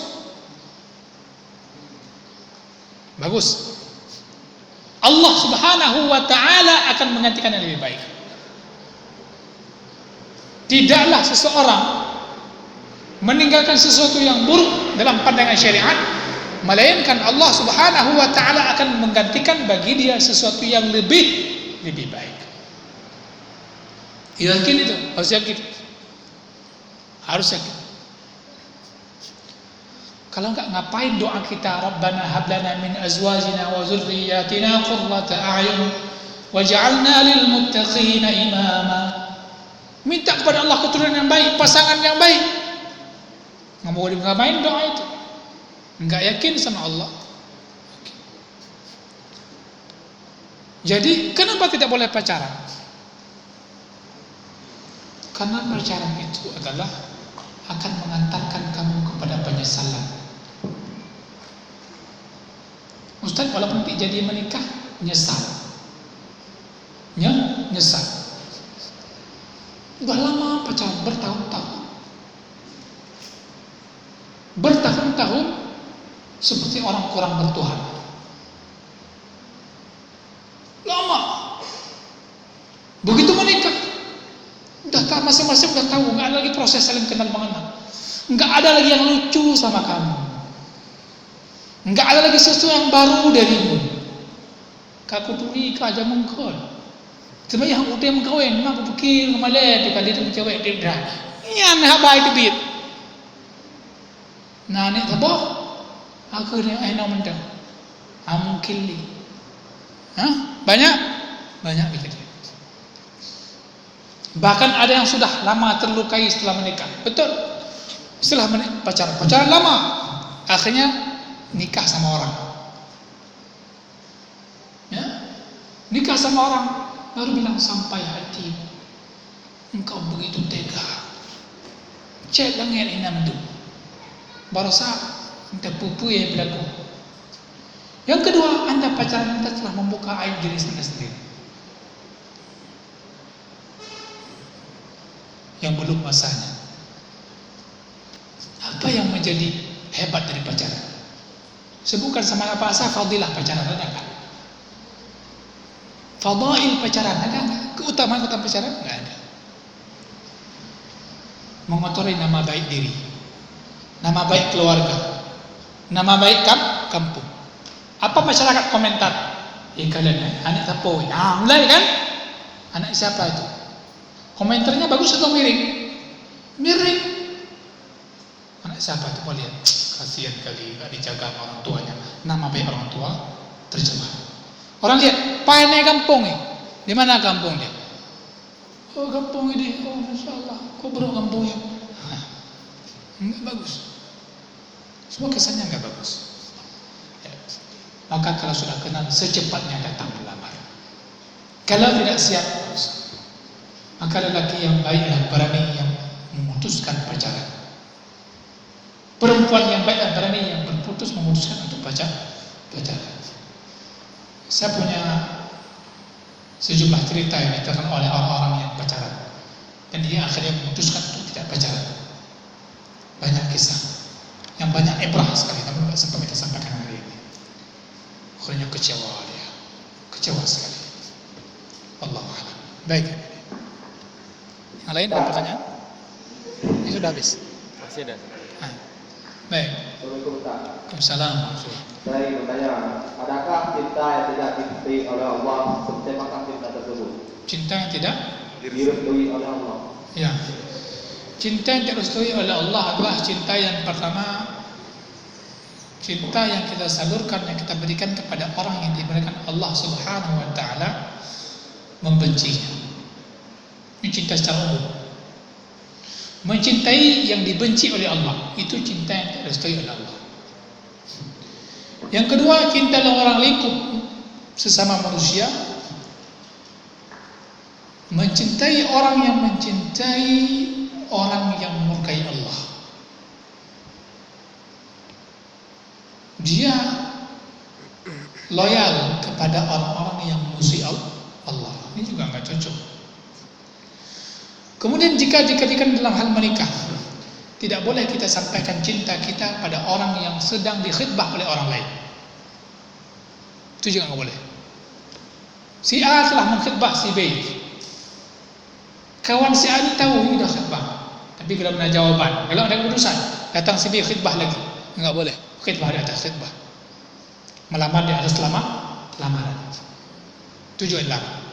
Kemudian tidak boleh menyampaikan cinta kita menikah dengan orang yang masih masa iddah sampai dia selesai habis iddah, jika dia seorang janda, dan seterusnya. Ada. Kalau cinta itu urusan hati, boleh cinta kita kepada orang-orang yang sifatnya tadi masih masa larangan, namun menyampaikan untuk cinta itu tidak boleh pada waktu-waktu tertentu. Paham ya? Allah. Ada pertanyaan lagi? Bolehkah seseorang wanita tidak ingin menikah di dunia karena dia ingin dinikahi oleh pemuda surga pilihan Allah, dikarenakan dia takut perbuatan lelaki di dunia bisa menyakiti hatinya, dan juga dia takut ketika melihat lelaki? Saya kira itu bukan alasan yang syar'i. Bukan alasan. Rasa takut itu bisa jadi bukan tumbuh karena keimanan, bisa jadi karena ditakut-takuti oleh syaitan. Tidak boleh tidak menikah tanpa ada alasan yang syar'i. Itu sejumlah ulama yang tidak menikah, ulama al-azhar, ulama besar, Imam Nawawi, Ibnu Taimiyah, ada sejumlah ulama yang tidak menikah, itu alasannya memang syar'i. Alasannya syar'i. Ada di antara mereka hidup dari penjara ke penjara, sampai kapan menikahnya? Jadi syar'i. Tapi kalau alasannya tadi, wallahu a'lam, saya melihat itu bukan alasannya tepat. Karena kenapa dia tidak beralasan aku menikah dan aku ingin menjadikan suamiku merupakan wasilah aku bisa masuk surga. Seorang wanita jika dia menjaga sholat 5 waktu, ya kan? Dia berpuasa, kemudian dia mentaati suaminya, kan begitu? Dia boleh masuk surga dari pintu manapun yang dia suka. Kenapa dia nggak pilih pintu surga yang lebih besar? Dah, dia akan tetap bersuami, kan suami di dunia. Cuma ada ulama yang mengatakan nanti dia di surga, suaminya dapat pasangan yang banyak melebihi dia, istri dia juga dapat. Nanti kan cemburu saat di surga, nggak lagi cemburu. Dia dapat bidadari, dapat. Baik, ada sekalian. Lihatlah sisi yang lain. Jangan lihat sisi saya takut nggak bisa berbakti pada suami. Nah, ini jadi kufur dan sebagainya, begitu. Kenapa tidak kita berpikir aku menikah ingin menjalankan sunnah Rasulullah dan aku ingin mentaati suamiku dan itu aku bisa masuk surga. Di pola pikirnya diubah. Jelas? Baik. Assalamualaikum Ustaz. Assalamualaikum. Ada 2 pertanyaan Ustaz. Iya. Yang pertama, yang namanya manusia tidak lepas dari yang namanya jatuh cinta. Dalam perkara cinta, apa atau jatuh cinta pada manusia. Lebih banyak yang positifnya atau yang negatifnya. Dan apabila kita masuk ke yang negatifnya, bagaimana cara penanggulangannya? Kemudian yang kedua, kan ada 3 hal yang sudah dijamin oleh Allah. Yang pertama ajal, kemudian rezeki, dan jodoh. Jadi jika kita menunggu aja, apakah akan datang sendiri jodoh tersebut? Ya. Pertanyaan itu saya jawab, jika lapar, tunggu aja datang nasinya. Terjawab ya? Terjawab. Jika kita masuk ke warung sahabat apapun, dia akan tanya, mau apa Pak? Setelah menunggu jawaban kita, dia baru menghidangkan makanan.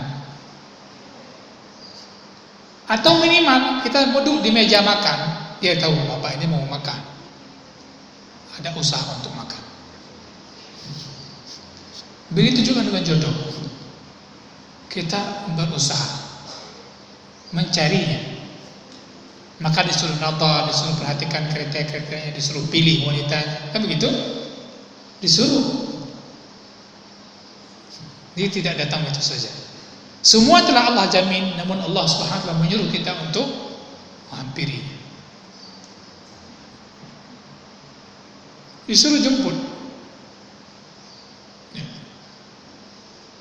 Orang bisa kaya juga demikian. Sama dengan itu jodoh. Ingin punya anak setelah menikah juga demikian. Di semua itu punya usaha. Jadi di antara sunnatullah di muka bumi itu, setelah Allah wajibkan sesuatu, Allah suruh kita berusaha. Ya. Kata di bahasa hadisnya, ya ma'syar man istata'.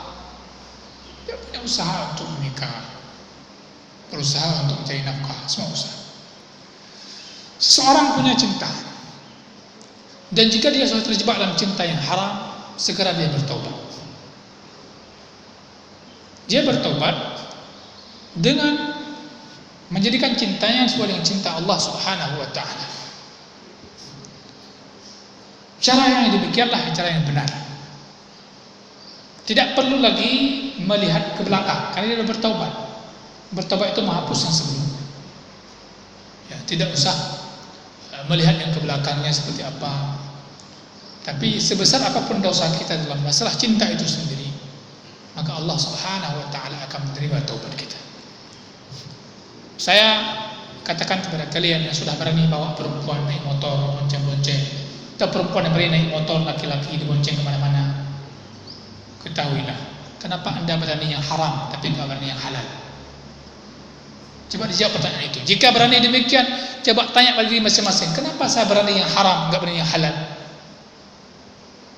Yang kadang agak muda ada dua ijak lagi urung muge meye nah. Kuruku lu semuanya kuruku lu semuanya kuruku. Muda. Dua timpang ujung belang. Bau sabuah berdua. Alasan lebih romantis. Padahal itu pengkali. Pengut dia uragam tu urang. Hati-hati perempuan. Ada laki-laki yang pernah saya dengar dia bicara begini sama saya. Tunggu, ilun memang lo urung berokai. Dia perempuan, ceweknya banyak. Setiap daerah ada kantor cabang. Bilang, hai pakal lagi yan. Apa dia bilang? Ilun matiro na kala ako ayan. Hah? Teganya dirimu, teganya. Betul, matiro ya. Ilon tungku budak lamidan minum yang solehah, lulusan pesantren yang pakaian juga. Karena dia biasa yang naik belakang motor dia itu perempuan-perempuan yang pakaiannya na'udzubillah min dzalik. Ketar-ketar, kadang tak berjilbab, ya kan? Dia baronnya orang kalang ino kanyan ilong anak galak gaji galak ilong. Tapi ilong matiro anak mereka. Betul, dan dia buktikan. Dia serahkan jodohnya sama orang tuanya, cari yang salehah. La ilaha illallah. Dan dia menikah dengan seorang perempuan yang baik. Ada apa? Dia punya usaha untuk tetap mencari yang baik. Walaupun selama ini yang dia bawa adalah perempuan yang selama itu telah la ilaha. Jangan mau kayak gitu. Jangan mau kayak gitu. Laki-laki yang jujur tidak akan pernah membuat demikian. Kesimpulannya apa? Dalam mengapresiasikan cinta adalah dengan cara yang halal. Kalau anda berani berbuat yang haram terang-terangan, kenapa anda malu melakukan yang halal secara terang-terangan? Jika orang tua anda merestui anda berbicara terang-terangan, walaupun enggak terang-terangan juga enggak boleh, kenapa orang tua anda mesti dipertanyakan tidak merelakan anda nikah secara halal? Ustaz, gimana solusinya? Kami masih sekolah. Kalau orang tua anda dua-dua yang anda masih sekolah, orang tua anda merestuinya, kenapa tidak anda masih sekolah sama-sama membiayai anaknya? Orang tua perempuan membiayai anaknya perempuan seperti biasa, yang laki membiayai anaknya yang laki terbiasa. Saya punya kawan yang dia menikah, saya tutup cerita ini. Dia menikah di masa kuliah, yang orang tuanya paham. Orang tuanya paham. Dia menikah, biasa biaya kuliah laki-laki ini masih ditanggung oleh orang tua laki-laki. Biaya kuliah si perempuan masih tak ditanggung oleh orang tua si perempuan. Bayangkan, dua sumber dana datang, dua donatur untuk satu rumah. Bahagia enggak? Bahagia. Dan orang tuanya pun lagi hartanya akan diberkahi oleh Allah Subhanahu wa taala. Namun yang laki juga harus paham, yang itu terus sampai tua, terus cari usaha bagaimana untuk bisa menafkahi istrinya. Wallahu a'lam bishawab. Sudah akhir. Satu lagi. Jadi ada seorang laki-laki yang ingin melamar kita, tetapi dia sering ngechat kita karena tidak ingin putus hubungan. Kita udah bilang jangan ngechat lagi, tapi dia tetap keras kepala dan dia pun juga berjanji untuk melamar kita. Itu bagaimana dengan maksudnya interaksi antara seorang laki dan wanita itu seperti apa yang memang disyariatkan oleh Allah? Ini dalam hal muamalah dibenarkan kita berinteraksi selama hal tersebut tidak mengarah kepada hal yang diharamkan. Seorang lelaki boleh melihat perempuan dalam hal muamalah seperti orang berjual, dagang, akan begitu. Dalam hal masalah misalnya orang dalam kepengurusan di satu organisasi masih boleh-boleh saja. Namun tidak boleh sampai marah. Tadi kalau sudah sampai mengarah hati, tengah malam chat lagi, itu yang dia ukurannya di hati itu. Jadi sudah janjian, ya, baju rujak ada di bangku dagang. Rujaknya manis, tapi tanpa dirimu tidak semanis yang aku bayangkan. Ulo. Ya, begitu. Caranya bagaimana? Si perempuannya nggak terlalu mengopen kali lah. Kalau memang perempuan nggak tertarik, anak tertarik, bukan perempuan. Yang uragannya dari chatting ni, apa anak dengar ke malam? Thang bayi kamli galai kilo, kamli galai. Akhirnya main perasaan. Kenapa menyiksa diri? Rindu itu luka. Ada yang bilang demikian. Kalau sudah mulai rindu, berarti sudah mulai melukai hati. Kata Imam Syafi'i rahimahullah sebuah bait Imam Syafi'i saya ingat. Maknanya begini. Cinta yang paling merana adalah tak kala cinta hanya sebelah pihak saja. Maka yang paling penting bagaimana kita menjadi orang yang dicintai dan sama-sama dicintai, bukan mencintai. Kalau mencintai itu berat. Dan semua orang mudah mengatakan aku mencintai, tapi belum tentu dia dicintai. Ya. Maka yang paling bahagia adalah ketika sama-sama mencintai. Wallahu ta'ala a'lam. Baik adik-adik, mudah-mudahan bisa dipahami dari pengajian ini. Ada kesimpulan yang sedang pacaran kalau tidak siap menikah, Bismillah. Ya Allah. Dan kalau ada di sini orangnya, katakan mewakili melalui saya. Sekarang putus kita ya, putus. Kalau kamu serius, datangi orang tuaku. Jangan pegang aku sebelum kau memegang tangan kedua orang tuaku. Baru kau menjadi halal untuk diriku. Mafhum? Wallahu ta'ala alam. Subhanakallahumma bihamdik, asyhadu an la ilaha illa anta, astaghfiruka wa atubu ilaik.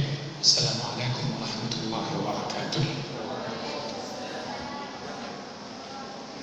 Syukur jazakumullah khairan kita ucapkan kepada pemateri yang telah mengumpulkan materinya.